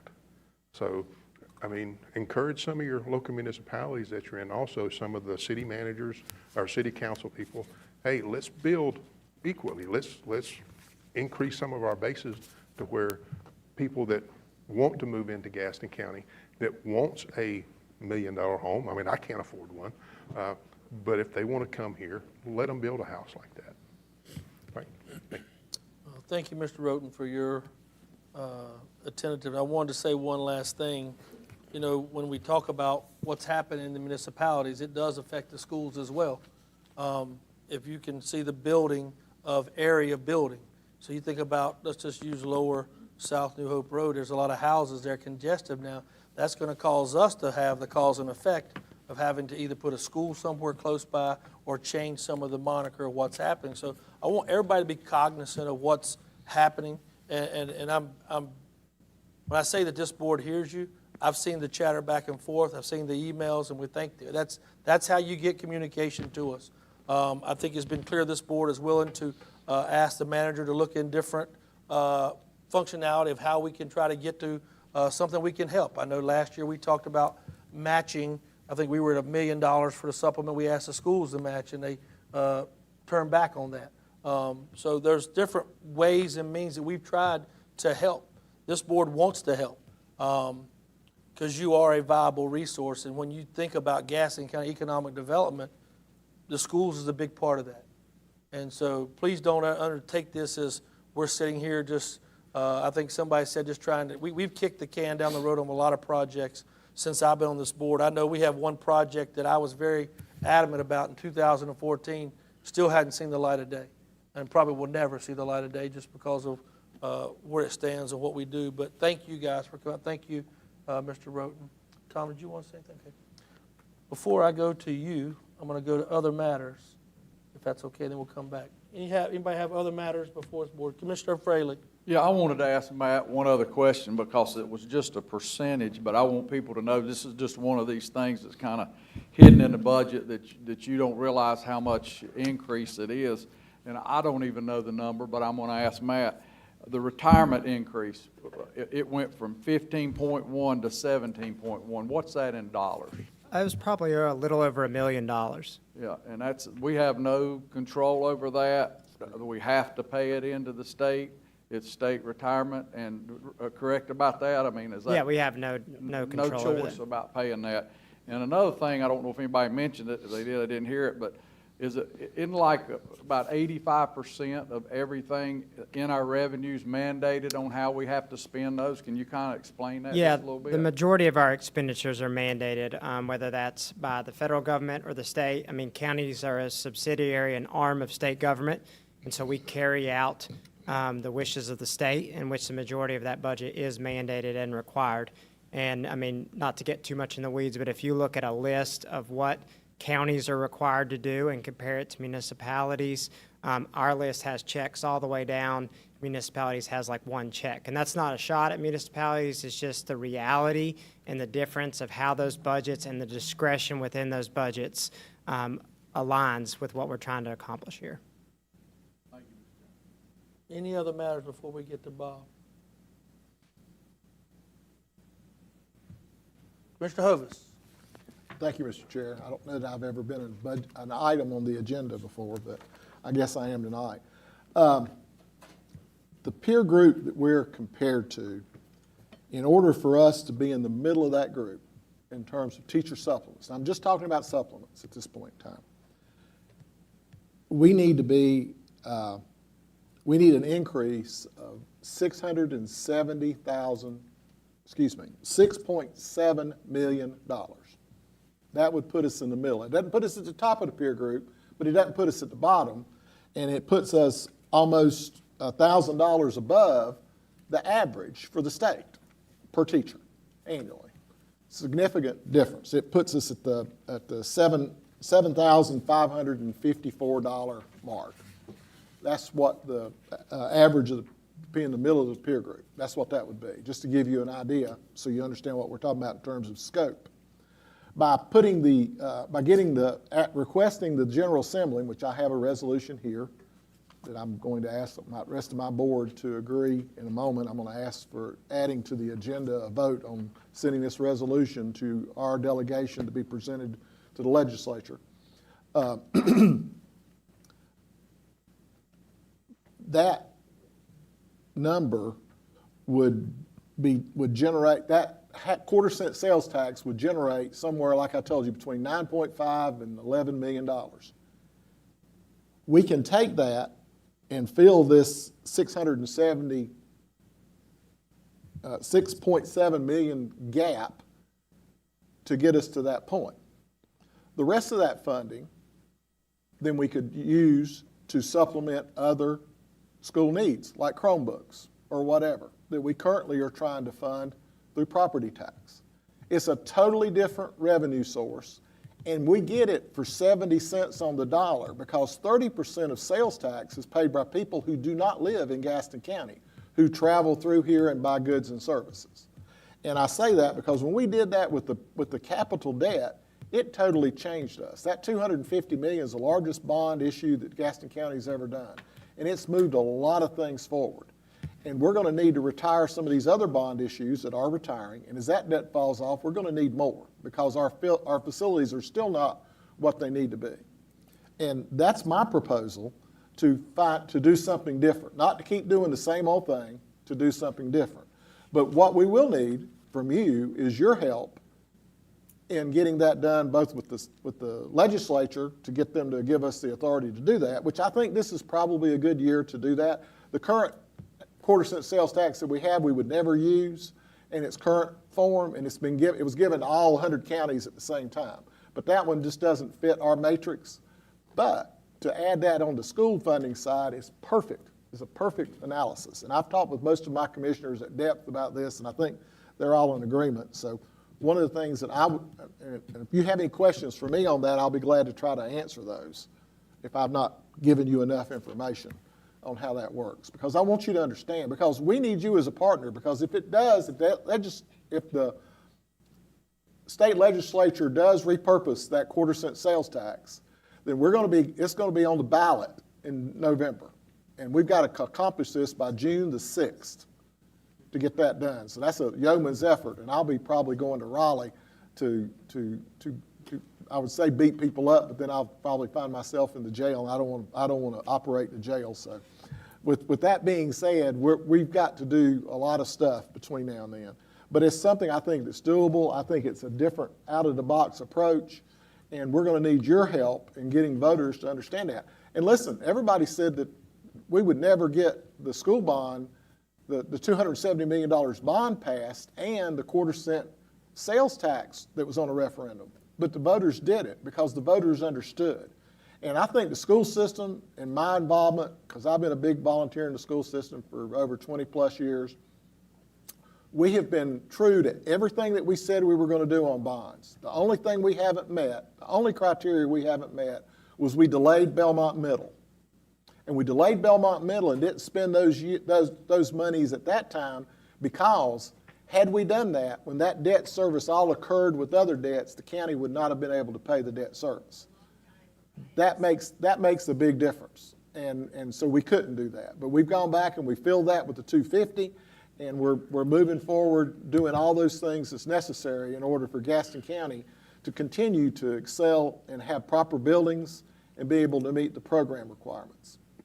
But other than that, Mr. Chair, I'd like for a vote for the board to add this resolution to approve. Everybody has a copy of this at your desk. If you have any other questions, I'll talk to it or I'll It's not a vote, it has to be affirmation, correct? No, it's a vote. I'll make a motion All right. to add it. Motion made to add it to the agenda. We have a motion. Commissioner Kieger, add to the agenda this resolution, seconded by Commissioner Fraley. All in favor? It is unanimous for that. Now, Now make the motion. This Bob is making to request the legislative modifying North Carolina General Statute 105, Article 43, to authorize the use of revenue collection for supplemental school funding. Correct. Second. Seconded by Commissioner Kieger. Any discussion? All in favor? It is unanimous, Madam Clerk. Thank you. Good job. And thank you, folks. Okay. Now, are there any other matters that have come before this board at this time? Mr. Goldberg. Thank you, Mr. Chairman. Commissioners, we do have need for a closed session pursuant to North Carolina General Statute 143-318.11A1 to discuss confidential information, A3 for attorney-client privilege, and A6 for personnel matters. And I appreciate a motion as such. Motion made by Commissioner Hovis, seconded by Commissioner Bailey. All in favor? We are now in closed session.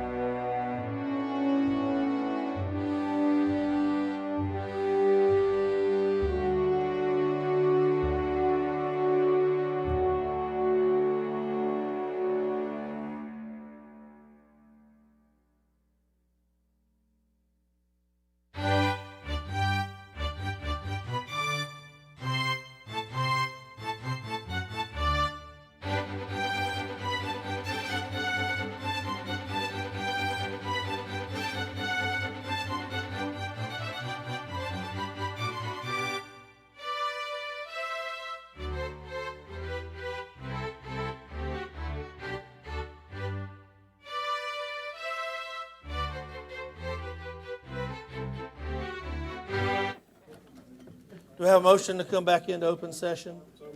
Motion made by Commissioner Sheehan, seconded by Commissioner Bailey. All in favor? We are now back in open session. Esquire Goldberg. Commissioners, I request that their motion be had to authorize the county manager to execute a settlement agreement to resolve outstanding litigation, including a payment of not to exceed $350,000, and to authorize an appropriation from the general fund balance to fund that settlement, subject to the review and approval of the county attorney. Do I have a motion? Motion by Commissioner Bailey, seconded by Commissioner Fraley. All in favor? All opposed? It's 6-1, Madam Attorney. They're all here. They're us over there. Oh, there's Bob, sorry. Talk to me. On the settlement, how do you vote? Yes or no? Yes. Yes. So 6-1, Madam Attorney.